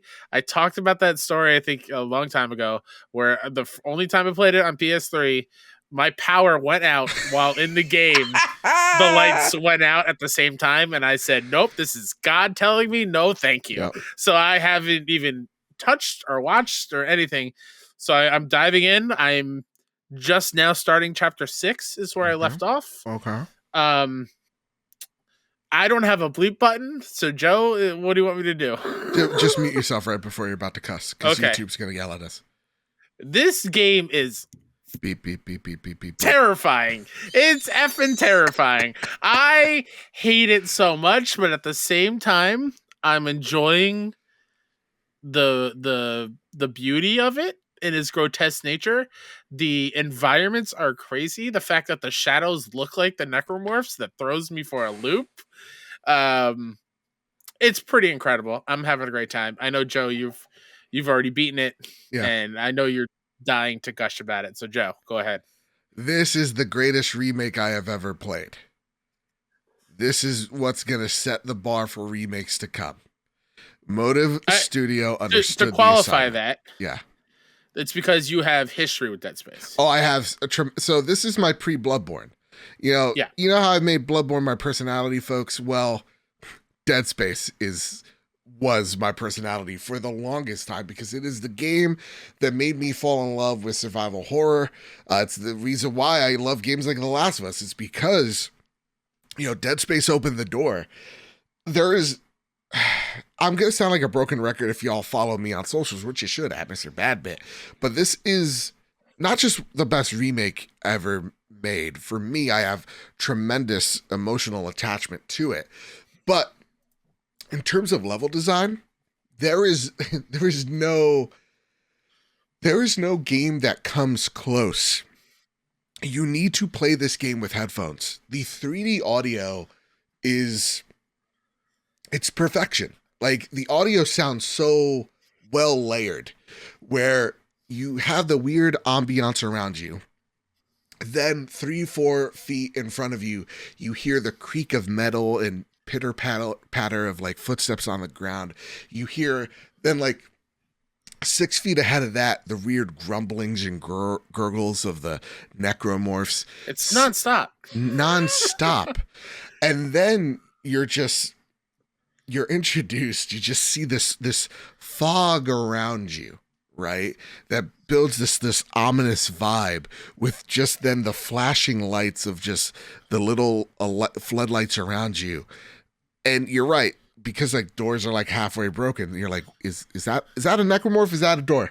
Yeah. Right. Or like these weird water heaters with pipes that are illuminated by a shadow on the wall. I'm like, what the heck is that? The number of times that I've actually gotten scared from things that weren't necromorphs. I got scared from showers and toilets more than I got scared from necromorphs. Like all of a sudden I walked into a room, showers just went on. I was like, oh shoot. Uh-oh, what's going on? And every time those moments happened, I was like, haha, you got me. No, this game's oozing with atmosphere, and it is just tremendous. And it's shown how well this game has aged. At the same exact time, if you're a hardcore Dead Space fan, you know they've changed certain elements. So back in the original 360 PS3 version, you didn't have those floating zero gravity elements. That came in the later game. You had magnet boots that would have you jumping platforms in space when you were out there or in zero G. Those elements were really bad and really annoying and set that game back. They took those out in this game and just added zero G environments. There's also levels that they've reconfigured to make it feel better and feel a bit scarier. So I'm looking at you, Uber Necromorph, you scary son of a gun. There's a scene that is so terrifying with that thing in the original game where you had to solve a puzzle to stop this unstoppable beast, where they've changed it up in a smarter way that is way less frustrating but equally scary. So even the parts that they retooled or reimagined still feel like it belonged in the original game. Even some of the story beats, like in the original game, and we're going to talk a lot about this in The Road to Greatness, they've changed, and though it's mostly a one-to-one story, the elements that they've changed, they know we're smarter consumers now, and they made the right changes to the story. The only thing I could say on like dialogue is that Isaac, though he's voiced in this game rather than in the original, he doesn't add much to the story. So that would be my only thing. It feels like they fit Isaac in when they can, but he doesn't necessarily elevate the story itself just because he can talk now. But nonetheless, this game's perfect to me. So Kyle, I want to thank you for letting me just go on that rant, because that was way longer than a minute. No, that's fine. But I do have a question from Nagachaka, and they write in, it sounds like you've had a blast with the Dead Space remake. So the question is, will you be going for the Platinum Trophy? And did you play with lights off and with headphones on? I'm not a coward, Nagachaka. I'm not like Sean Capri over at the Xbox Drive. I'm not a coward. I'm not going to run away from my own podcast when, my foe enters the chat like he did today with his show. Because I showed up and he just ran away. He couldn't take it. That being said, though, I played with headphones on, which I encourage everybody to play with headphones on. Get spooky, get scared. It's all right. It's a human emotion. Let's embrace it. Played with lights on and lights off. I beat this game yesterday at midnight. So lights off. It got real spooky in here, but I love it so much, and it just is so gosh damn beautiful in the most gruesome way. Well, the reason why I was looking down at my phone when you were saying that is because I was looking for the text that you sent me, and you goes, "I'll tell you how scary it gets. I've been playing this game for hours in a row. I walked into this room and knowing what lays next, and we'll get back to this game tomorrow when it's daylight." Yep. There were times where I'm like, I know what's here. I know what's here, and Yeah. I'm not risking it for the biscuit. Not today. Yeah. So I've been playing in quasi dark. Yeah. Like I set my lights to blue, which is what it is now. No headphones for me, mhm. just because I'm too much of a baby, Put 'em and on. also, Put them on. Trust me. but Joe, I'm having like anxiety attacks playing normally. So good. I can't do it. So good. Maybe, who knows? Do it, Um, dude. Yeah. Really quickly before we get to your Please. other game, and this is a long, quick play. Yeah. I read it wrong. I forgot that I did this before What? I played Dead Space. I played the Final Fantasy VII Remake DLC for the first Oh, time. yay or nay on it? Intermission. It's a yay. It was fun. It was All fun. right. 5-6 hours. All right. Yuffie is great in it, Mhm. and the story is fun. But I miss controlling Cloud and Fair. the other characters of the gang. But it was cool running around the slums Mhm. at the same time the main game is happening, and so like you see the other characters of Avalanche, Oh. and you can't really interact with them except Right. for playing like mini games or whatnot, and plus the ghosts, the plot ghosts will Mhm. stop you. Okay. So it was a fun time. It was good. All right. Well, listen, I've been playing a lot of this game we got a code for called Season, A Letter to the Future. Kyle, Yeah. you're actually way better at the synopsis than I'm going to even, and I've been playing it. Sure. Yeah. So tell everybody what Season is. Mhm. Take it away, sir. So here's my synopsis from what I remember when I played it at PAX a few years ago. Yeah. You are part of a civilization that is outside of the rest of the world, whose job is it to record humankind and choose what you want to choose what to include to how to remember certain things. Yep. So let's say you come across this pond, and you can choose to whether draw it, record what it sounds like, or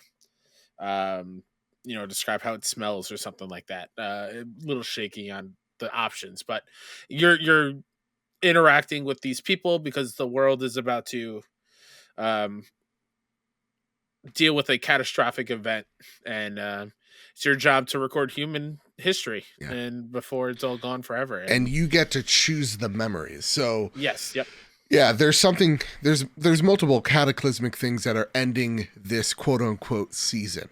So how is the world, we go by seasons, winter, spring, summer, fall, all you got to do is call.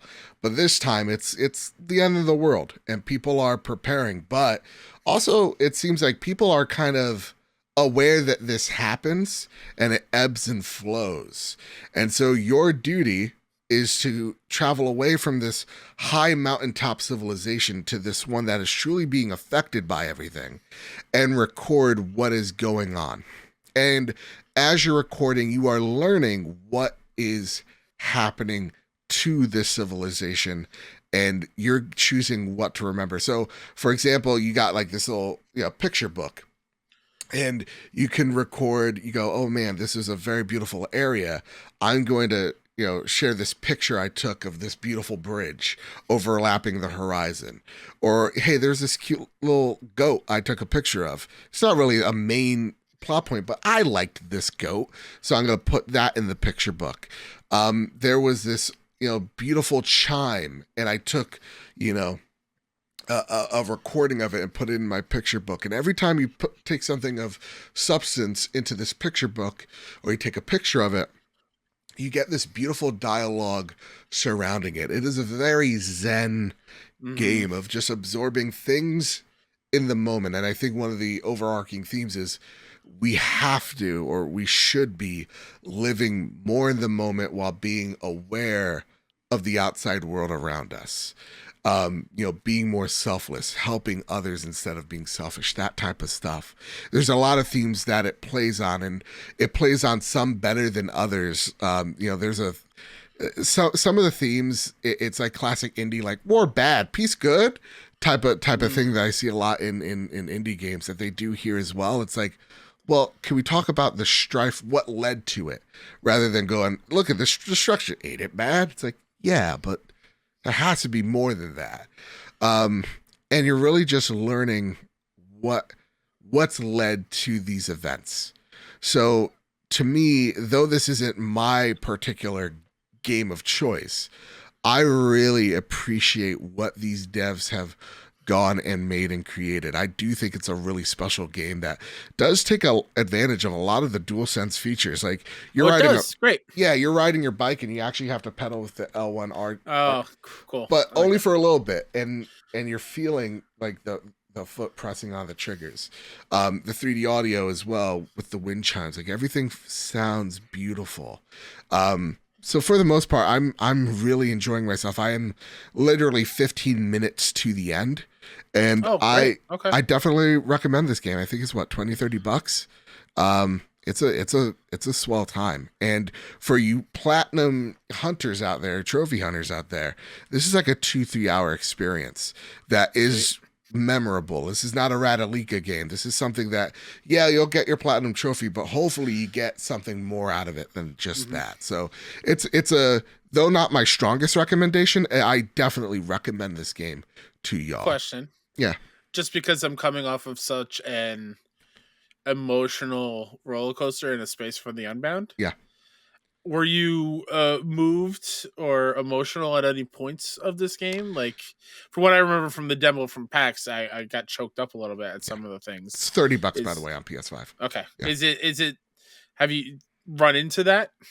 There are definitely points where I'm like, yeah, Kyle would feel something here, but I'm a void of nothingness.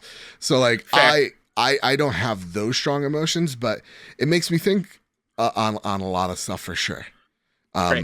But yeah, again, to me, this was like I need to wash my mouth out of all the terrors I've just saw from Dead Space into this game. And I think it's doing a perfect. It's nice. My wash simulator thing. Yeah, I was about to say, you're washing away with that, and I'm literally just washing things. Yeah. So a great game. Awesome. And shout out to the protagonist, who does a great job of. I think she is the best voice actress there. Which is probably the only other thing I get a little nitpick is a lot of these voice actors, some of them seem like they are just reading the script.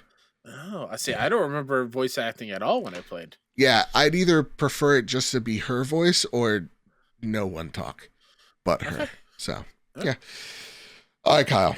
Last but not leastly, again, there's so much we've been playing. There's so much we've been experiencing.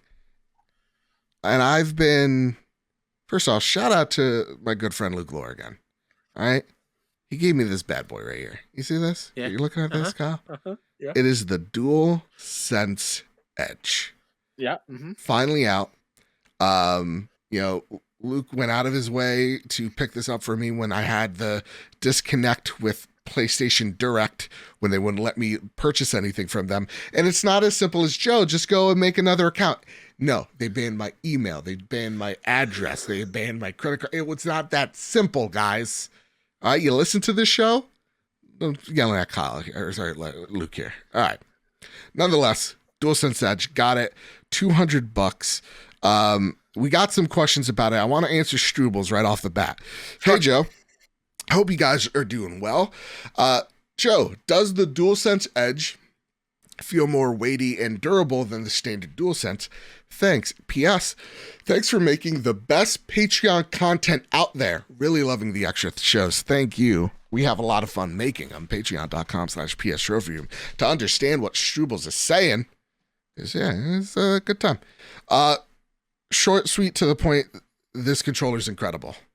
I love it. It's what I've wanted from PlayStation ever since I got my hands on the Xbox Elite controller. For durable, I'm not tossing this thing around the room, but it is weightier than the DualSense by a noticeable amount. But there's also more doohickeys and gadgets and gizmos in this. So first things first, the overall aesthetic hasn't changed much. It's a little bit, they changed some of the texture on the grip. It feels a little grippier. There's even some texture on the triggers as well. You got like the PlayStation symbols in the back here. Okay. What can I say about it? I wouldn't say durable is the right word. It definitely feels like, here's the hot take from a PlayStation host, a bit more premium than the Elite controller. Like, for example, the PlayStation case alone, just a little gadgets that you get in this thing. The case feels better. Most of the material in here feel better. The cable doesn't feel, like a cheap threaded cable they got from anywhere. Like, it's very thick. It's not something it's not something you're just gonna, cut in half easily. The only thing that I don't like that feels cheap are the analog sticks. I was going to ask, because from what I saw, the analog sticks they're not metal. Like the old school. Oh, okay. They're the old school domed as well, which I'll be honest, I'm not a fan of. And they just feel cheap and a little plasticky at the ends, which I'm not a fan of per se. But other than that, the controller itself, the one thing that I hate about the Elite controller is the rubber grips that will eventually peel off, especially with my hands. They're like heaters. There's none of that here. Aesthetically, again, most of it's unchanged rather than other than the buttons in the back, which, oh boy, love it. It feels great. You get two different variations. You get these paddles that you see right here, and you also get these little nubby buttons that you see on most of the advertising as well. Yeah, it helps depending on how you grip the controller. Like if you're Bear Claw, you're going to probably want the nubby buttons. And then you get the FN buttons, which are right underneath the analog sticks. These are programmable. They can control the volume, but if you hold them down and you press one of the square or one of the face buttons, one of the sacred symbols, you get to set a profile. So all these buttons in the back here, you get to program whether you want it to be your X button, your R2 button, whatever button you want, you get to program it there in the back. Just so happens the two most used buttons I use are X and circle. So I'm constantly switching back and forth depending on what game I'm playing on the fly, and it's really quick. I definitely prefer the DualSense Edge's app that they have over the Xbox Elite one, which I felt was a little bit cumbersome, though I feel like switching is a bit better on the Elite controller than the DualSense, but it's really apples and oranges. It's really hard to compare the two. Other than that, the other thing in the back here is that you have these paddle stops or these trigger stops for your controller. So if you want to have your normal button press, you can. If you want to have it so that the trigger stops halfway through, you can have that as well. Or that all you need is kind of just the slightest depress and the trigger stops. You can set it and forget it. The cool thing about this is when you have the trigger stops enabled, there's no adaptive triggers. So, Kyle, before I continue, is there anything you'd like me to touch on? Is this something that somebody like me, because you know me, is that something I should be saving up for to get? Like, or is this for like the type of people who are more first-person shooter heavy, like yourself? Yeah, this is definitely not for you. You don't need this. Don't get this, okay? That's what I figured. Yeah. Don't depression purchase this, Kyle, all right? No, I know will. you. Nope. This is my depression today, person. Yeah. But honestly, it has all the features that we expect Elite controllers to have. It has them here, and they all feel great. Nothing feels like an afterthought. You also get to play around with how sensitive you want the triggers to be, not just in the little stops here. You can actually have it in the software of when you want the trigger to shoot things or aim at things. Same with the analog sticks. You get to play with the dead zones of each one of these analog sticks. So, from a system level, really awesome and must-have features here that, again, we should expect from these type of controllers. And on the hardware side, I feel like this is a very capable controller. Though, I talked about everything here. Again, everything you expect from an Elite controller. What about the battery? The age-old question. The age-old question.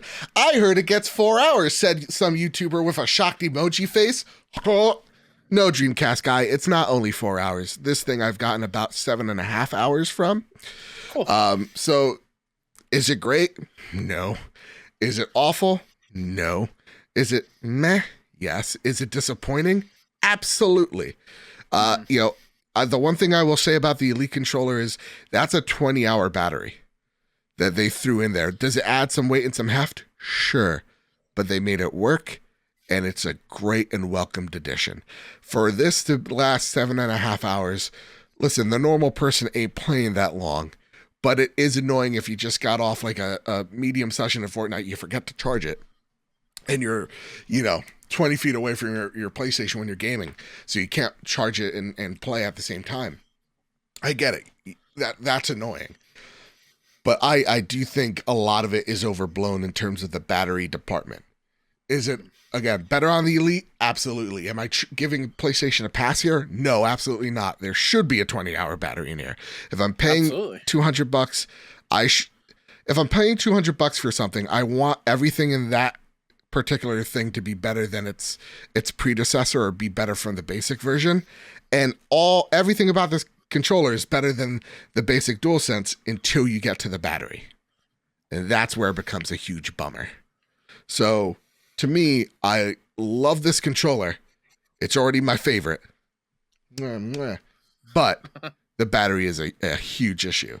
And hopefully version 2 comes out, because it seems like this thing's a giant success. They fix that. Because even they were sheepish of like, we're not going to say anything. We're just going to move back here. It's a smaller battery than the DualSense, and it shows. So again, depending on what games you were playing. So for me, I was playing Fortnite. I then switched to Call of Duty. I then switched to Dead Space. I then switched to Season. And that's how I got that 7.5 battery life. But to the Dreamcast guys in the world out there, Stan, just relax. Are you bummed that it's only in white? No, I mean, I bet eventually it'll come out in different colors, and I'll buy those too because I'm a sucker. But for right now, white's the color, and that's fine. The only thing I don't like, actually, this thing I almost forgot to talk about, is the glossy panel right here where the analog sticks are. Kind of thing? Yeah. Yeah. The one thing you get to do here is there's a little switch in the back. When you switch it, this panel in the front comes off. And God forbid one of your analog sticks gets dual stick drift because these companies were not holding them accountable enough. You get to replace that analog stick. These are modular sticks, so you get to replace them. It doesn't mean you get to replace it with the D-pad like some freaks out there want. It's still going to be your classic, PlayStation style modular in the way of you get to take this out and replace it because they're thinking you're going to have a lot of wear and tear on these things if you're one of those hardcore gamers throwing this thing across walls and whatnot. That is a $20 component though. That's still expensive, but at least it's an option. At least you get to replace it and you're not spending $200 for it. So overall, this thing is a great controller. If you're a competitive gamer like I, go out there, purchase this controller. I recommend it as well. Whew, Kyle, that's a lot of me talking, man. That's a lot of me talking. I want to break this up. So here's what we're going to do, Kyle. I'm going to do prepare the drop and then you get to read the games because I've talked way too much. Oh, okay. I'm horsed, Kyle.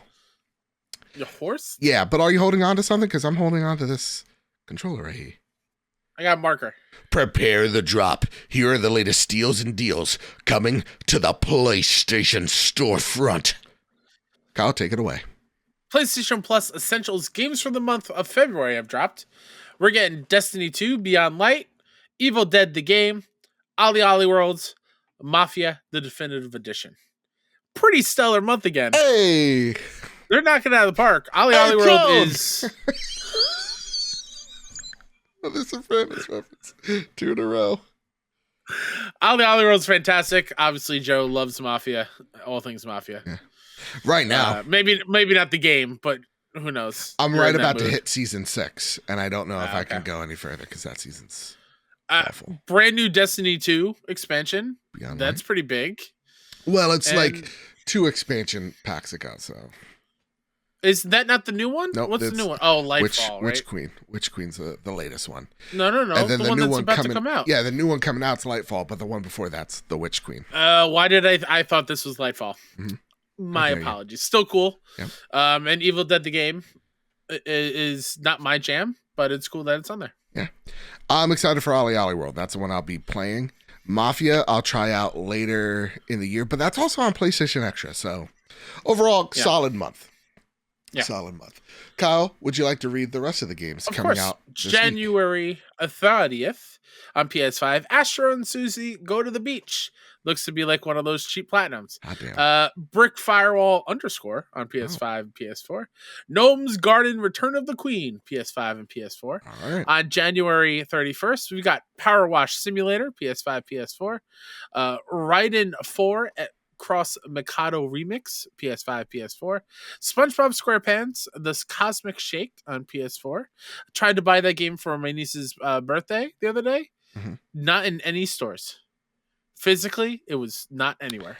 Oh, well. It's a bummer. You could buy it conveniently. Anyway, Season on PS5, PS4. Straylight on PS4. And We Were Here Forever on PS5, PS4.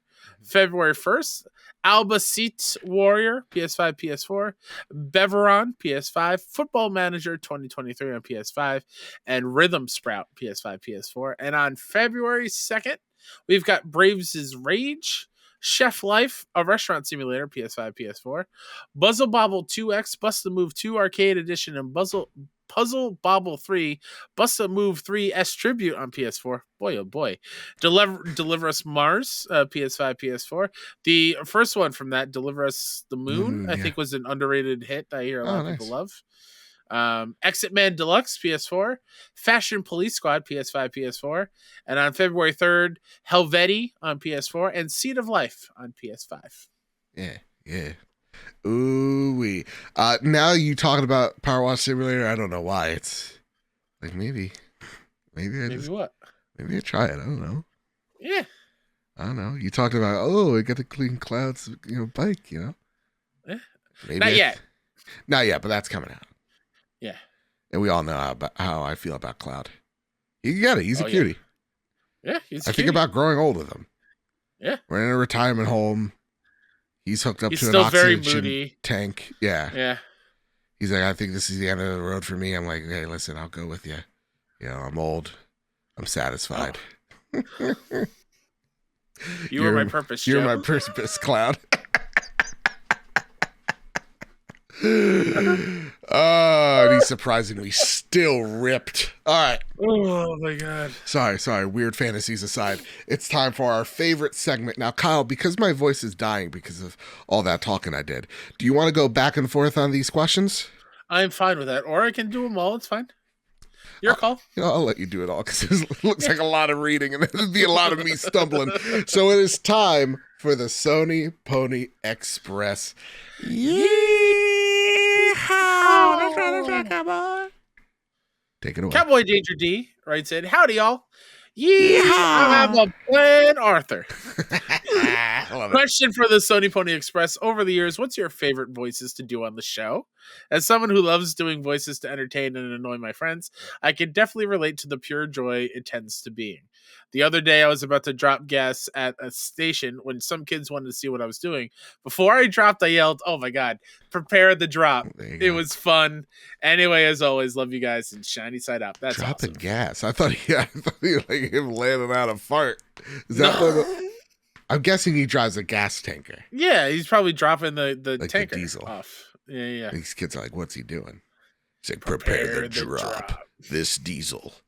Yeah. Coming to your local storefront. Coming to your local Luke Oil. I don't do many voices, but whenever I bring out the nerdy robot, when it comes to like the PR written things, beep, boop, boop, beep, bop. The PlayStation VR2 is not going to sell well according to this person. Like, I love doing that when it is applicable. Yeah. What's my favorite voice? I would say it's probably the one that I'm the best at, which is the the Arthur Morgan voice. Yeah. Which it triggers some folks, and some folks just love it so much. So I do declare, I think it's that one. And another throwback. What's the sandwich of the day? By God, well, today I was about to make a ham and cheese on a nice little wheat bread with mayo, but it was a turkey actually, not ham. But the turkey went sour. So yeah, I felt wasteful. I had to throw out the bread. I already had the mayo on it. What is that going to do? Yeah. That or my Barack voice, but I don't think I could do the Barack voice right now because of my throat. Yeah. I think those two are your Yeah, best. see, I can't do the, let's be clear. Arthur Morgan, I have a plan. That's all I got right now. Sasha, Malia. And how can I forget Michelle? Yeah, that's all I got. Yeah, fantastic. I'm dying inside. Don't die. Next question, sir. The Green Gorilla Gamer writes, "Sup, boys? Looks like the show is going to be packed. Let me pack it a bit more. Just this last weekend, after 10 years of patience, I finally rolled credits on The Last of Us. I'll share my reaction to the ending once I figure out how to put clips on the app. And I must admit, that's one of the greatest games I have ever played and one of the greatest stories I've ever seen. Took me 2 minutes shy of 18 hours to get through it, averaging above 50% for the collectibles, even finishing some. Please hold your applause.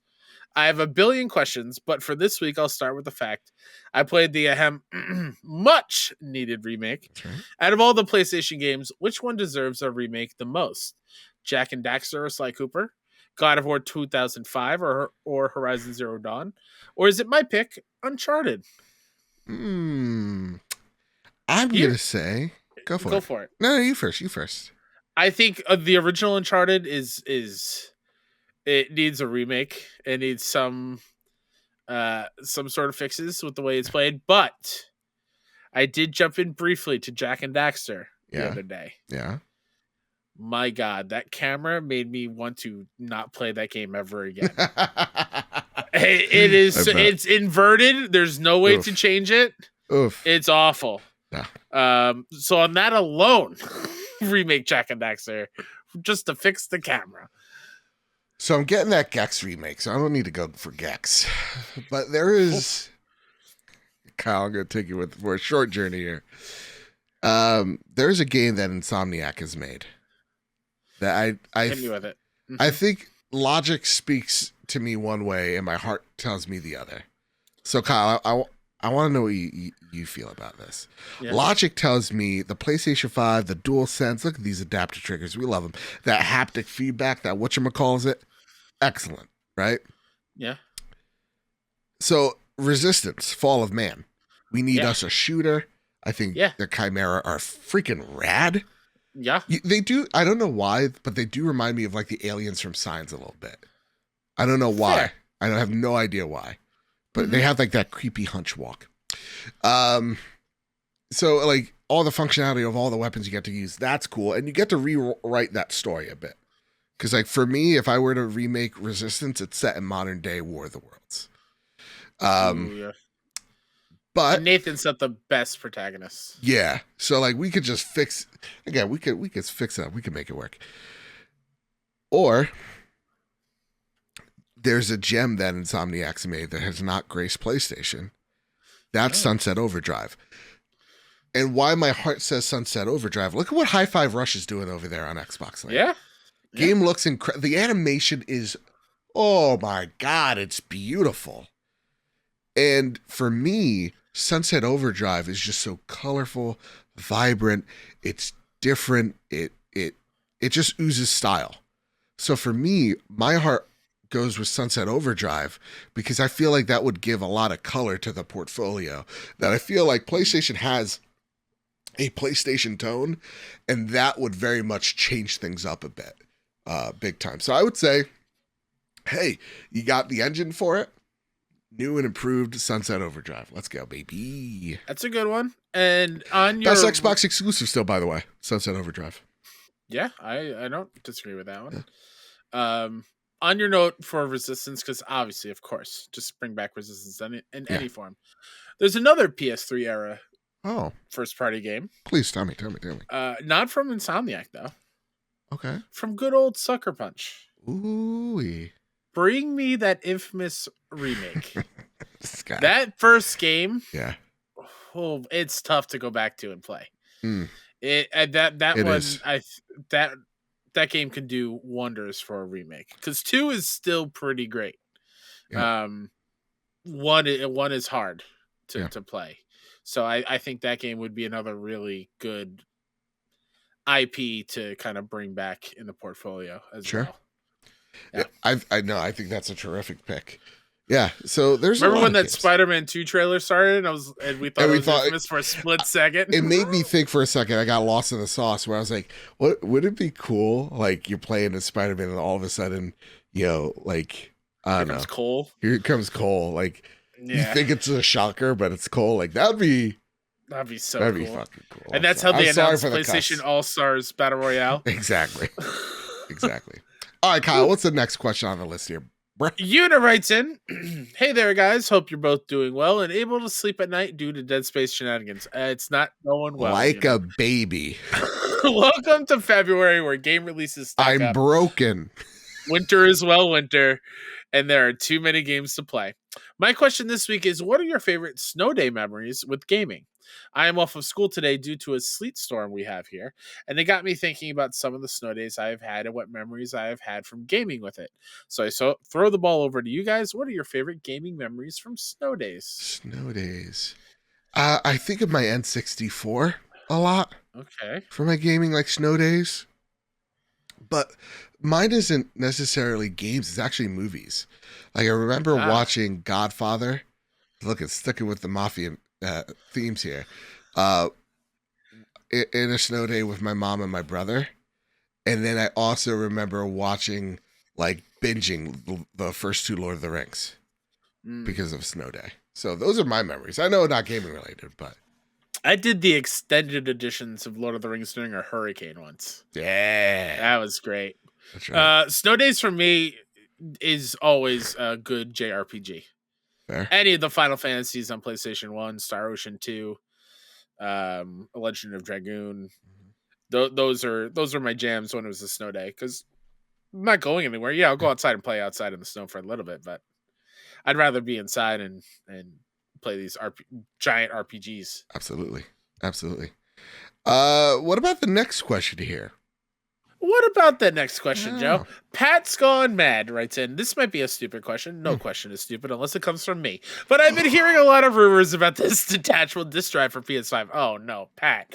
If this is true, do you guys think they would perhaps make disk drives that would read games from older systems for PS3 and back? Oh, not so dumb anymore there, Kyle, huh? Oh, I don't think that's ever going to happen. you thought we were going to argue about physical and the way better digital, which it is. It'd be real cool, but like you have to do a whole lot to the system architecture itself for it to emulate it's not the just a games disk first. drive. Yeah. So it's not like you got to spank a new PS3 laser in there and it starts working. You gotta you gotta trick the games to thinking that PlayStation 5 is a PS3. So it's way harder. It's way harder because of the way that architecture set up. So it's a good idea, but I don't think it's ever going to happen. Yeah. Kyle, what's the next question here on the list, sir? You don't have to say that every time, Joe. Oh, I'm sorry. I'm an idiot. You're fine. You're not an idiot. Ghettoberry 13. Hey, guys. Seeing as Platinum Games have announced a 10th anniversary event celebrating the sublime Metal Gear Rising being released 10 years ago, it got me thinking of its awesome soundtrack, especially A Stranger I Remain song. So I passed to you guys the talking stick. Ooh, we got a ball from Yuna and a talking stick from Ghettoberry. Wow. What's your favorite banger in a game? And also, what's your favorite banger, aka sausage? Mine's Cumberland for its peppery goodness. Much love. Sausage, like a good chorizo, man. You know, I'm Puerto Rican. You put a good chorizo in a nice paella. That's pretty good. Ooh, that's the best. That actually got me into like that was like the baby step I needed to get into like different type of sausages too. So for me, shout out to chorizo, but I also like a good hot sausage. Oh my god, this is the worst. So yeah, for me, like sweet sausage freaks me out. Meat shouldn't be sweet. It shouldn't be sweet. If your meat's sweet, send it back. You're being poisoned. Sweet, yeah. No, this isn't Charlie and the Chocolate Factory. We're in the sausage link section. That's disturbing. Can you imagine a reverse of that movie where it's not a sweet factory, it's just a butcher? Oh no, those kids are dead. Oh no. I'm thinking of, what is it, Violet? She just turns into a meat blob, falls into a yeah. Oh no, that's gory. Yeah. My favorite sausage. I love a good Scotch egg. Scotch egg. Okay. That goes against what you just said about sweet sausage, Yeah, but it's like gross. a hard-boiled egg with sausage wrapped around it and deep fried. It's delicious. Okay. I'm always willing to give stuff a chance. Don't get me Yeah. wrong. So like, I'd be down for that. Yeah. And a breakfast sausage is a go-to. It's always good. I like turkey sausage. Like that's good. But like I'll always go bacon over breakfast sausage. Oh, sure. Yeah. Yeah, but there's nothing wrong with a good sausage at breakfast time. All right. Song from a game though, dude. No, specifically banger in a game. Song in a game. Breaking Benjamin, the Halo song, literally called Halo. Damn, pretty good. It's pretty good. You can't go wrong with B&B, you know. The Death Stranding soundtrack is fantastic. Yeah. However, it's the Control Ashtray Maze song. Ooh, there's not a hyper moment. Yeah. That I didn't expect at all. Absolutely, it's a great thing. Savoy Prime writes in, question for the show: where's that Star Wars KOTOR remake at? Savoy, I don't know what to tell you, man. There was some issues with the company itself, right? Yeah, it's completely switched hands, and the scopes probably changed dramatically. So, like, will we get it? Yeah, maybe one day. Even then, maybe. But it won't be the game that was promised, sadly. So yeah, it's a bummer. Yeah, bummer. The GMAC99. Hey, gentlemen, with the first month of the year wrapped up, where do you stand on your gaming backlog in the year of our Lord 2023? I made it a goal to roll credits on several games to clear the golden path for the new slangers. Oh, geez, headed our way this year. My list of beaten titles in January is, in order most enjoyed to least, The Witcher 3 Wild Hunt PS5, The Last of Us Part 1, the Left Behind DLC, Forspoken, A Plague Tale Requiem, Gotham Knights, Saints Row. Yes, I hate myself. Since the first two on my list are games I had previously played through and enjoyed, I want to focus on the third title on my list, which is Forspoken. Plain and simple, Forspoken is a fun time. And I say this as someone who hated the demo and was second guessing my purchase. The combat is always a blast, and the later game twists are decent narrative rewards for making it that far. Sure, the game has its share of jank and cringe, but it does feel like a mid-2000s remaster in parts. But it's not nearly the dumpster fire most reviewers or the keyboard warriors online make it out to be. Yeah. It seems that these folks fall into one or all of three categories. Here, G-Mac's going in. G-Mac went, listen, G-Mac just went in. He's just like, I'm not pulling punches. Yeah, I'm throwing fists at goddamn cuffs. Go for it. Yeah. All those folks are into one or all of these three categories. Number one, misogynists who can't enjoy a game with a female lead. Oh, boom, roasted. B, or number two, closeted or out of the closet racist. Boom, roasted. Third, they have an axe to grind with Square Enix. Boom, roasted. And that was you adding boom, roasted, by the way. Oh yeah, he didn't write that. I did.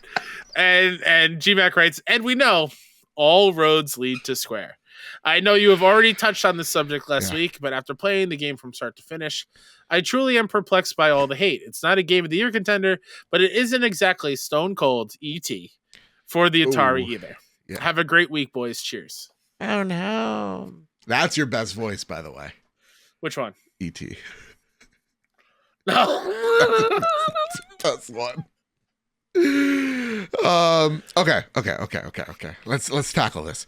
So first off, the reviews, like, listen, I don't think any of those reviewers reviewing this game are any of those things, right?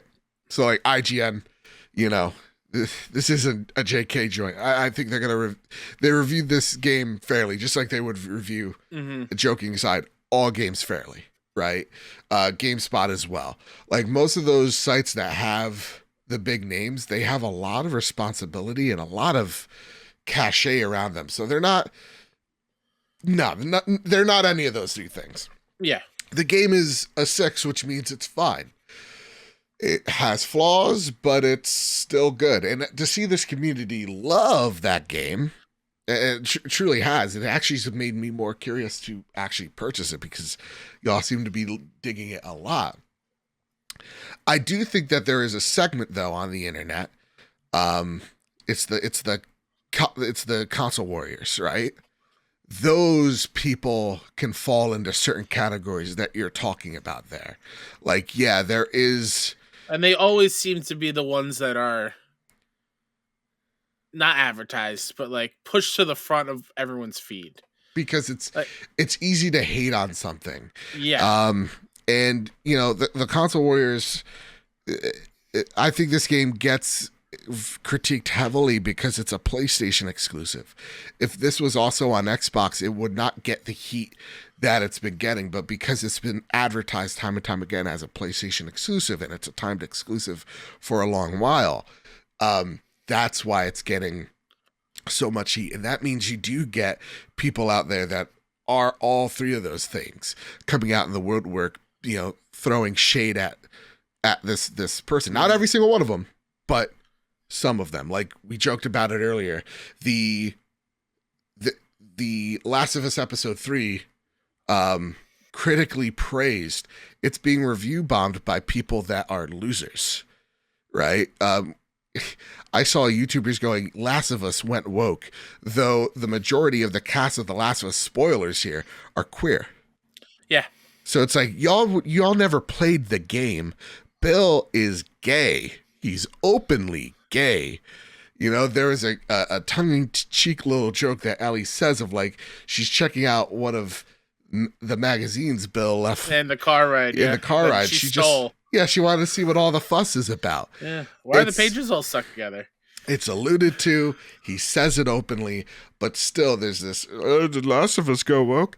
No, you just went full stupid. So yeah, there are elements out there, but I don't think it's the vast majority of folks. It's unfortunately the people that are the console warriors that are throwing shade, and they're already dumb enough as is.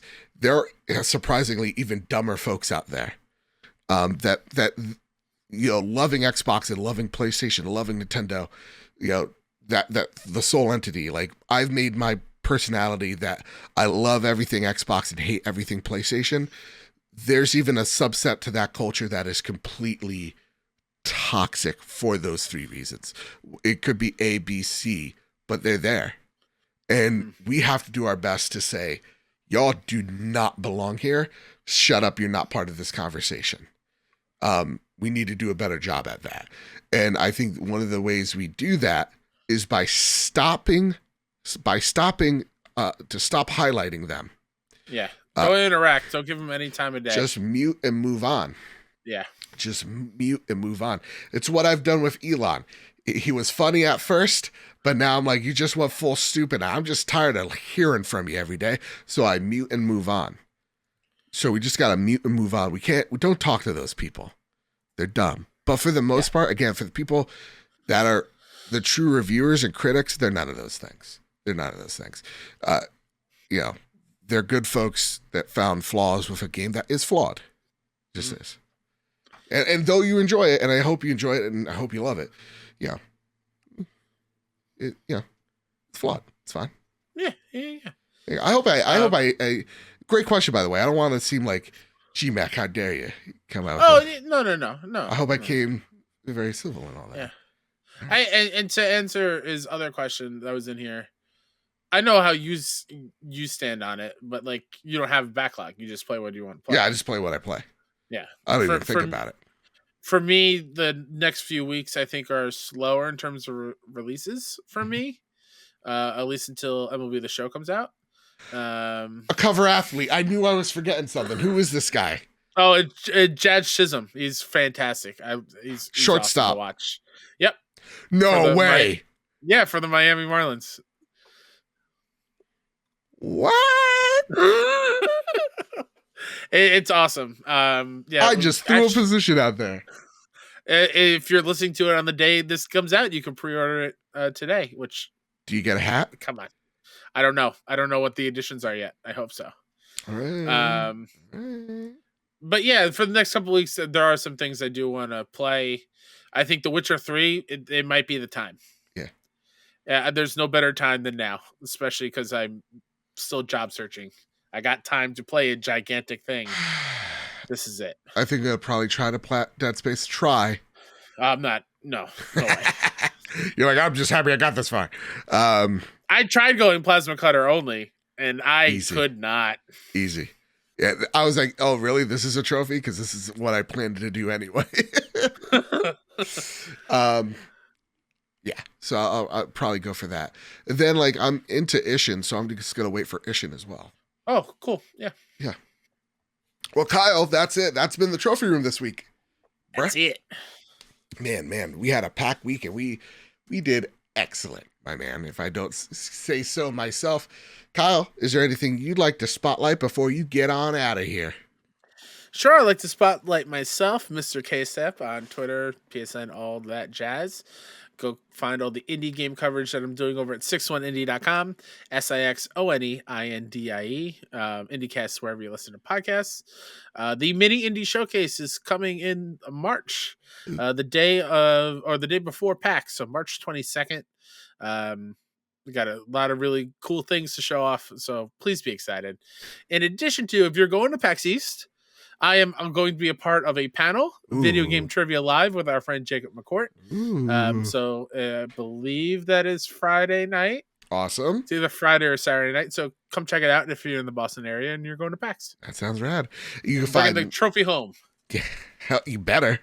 No pressure, but everything is on the line. I got this. Oh boy. You can find me over at Mr. Badbit. You can find the show over at PS Trophy Room on Twitter. You can help support us over on patreon.com/PS Trophy Room. And I want to just hype y'all up for just a second that the next few weeks, y'all are in for a gosh dang treat. Treats indeed. We're going to be starting to, reveal one of the surprises very soon, something we've been working on for months.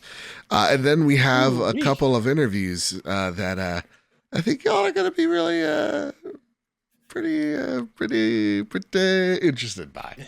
So, to say the least, we're going to try to celebrate PlayStation VR2 in the best way possible and talk to some really amazing folks. So, the next few weeks are going to be really exciting. This is going to be our biggest and busiest month yet. And it really does mean a lot if you go over to Apple Podcasts, Spotify, and rate us 5 stars there. We are on the US side of things, only 13 reviews away from 300 reviews on the US Apple Podcasts alone. So if you could rate us 5 stars there, talk about why you love the show, it really does help us out mentally as well. And we'll read them live on the show.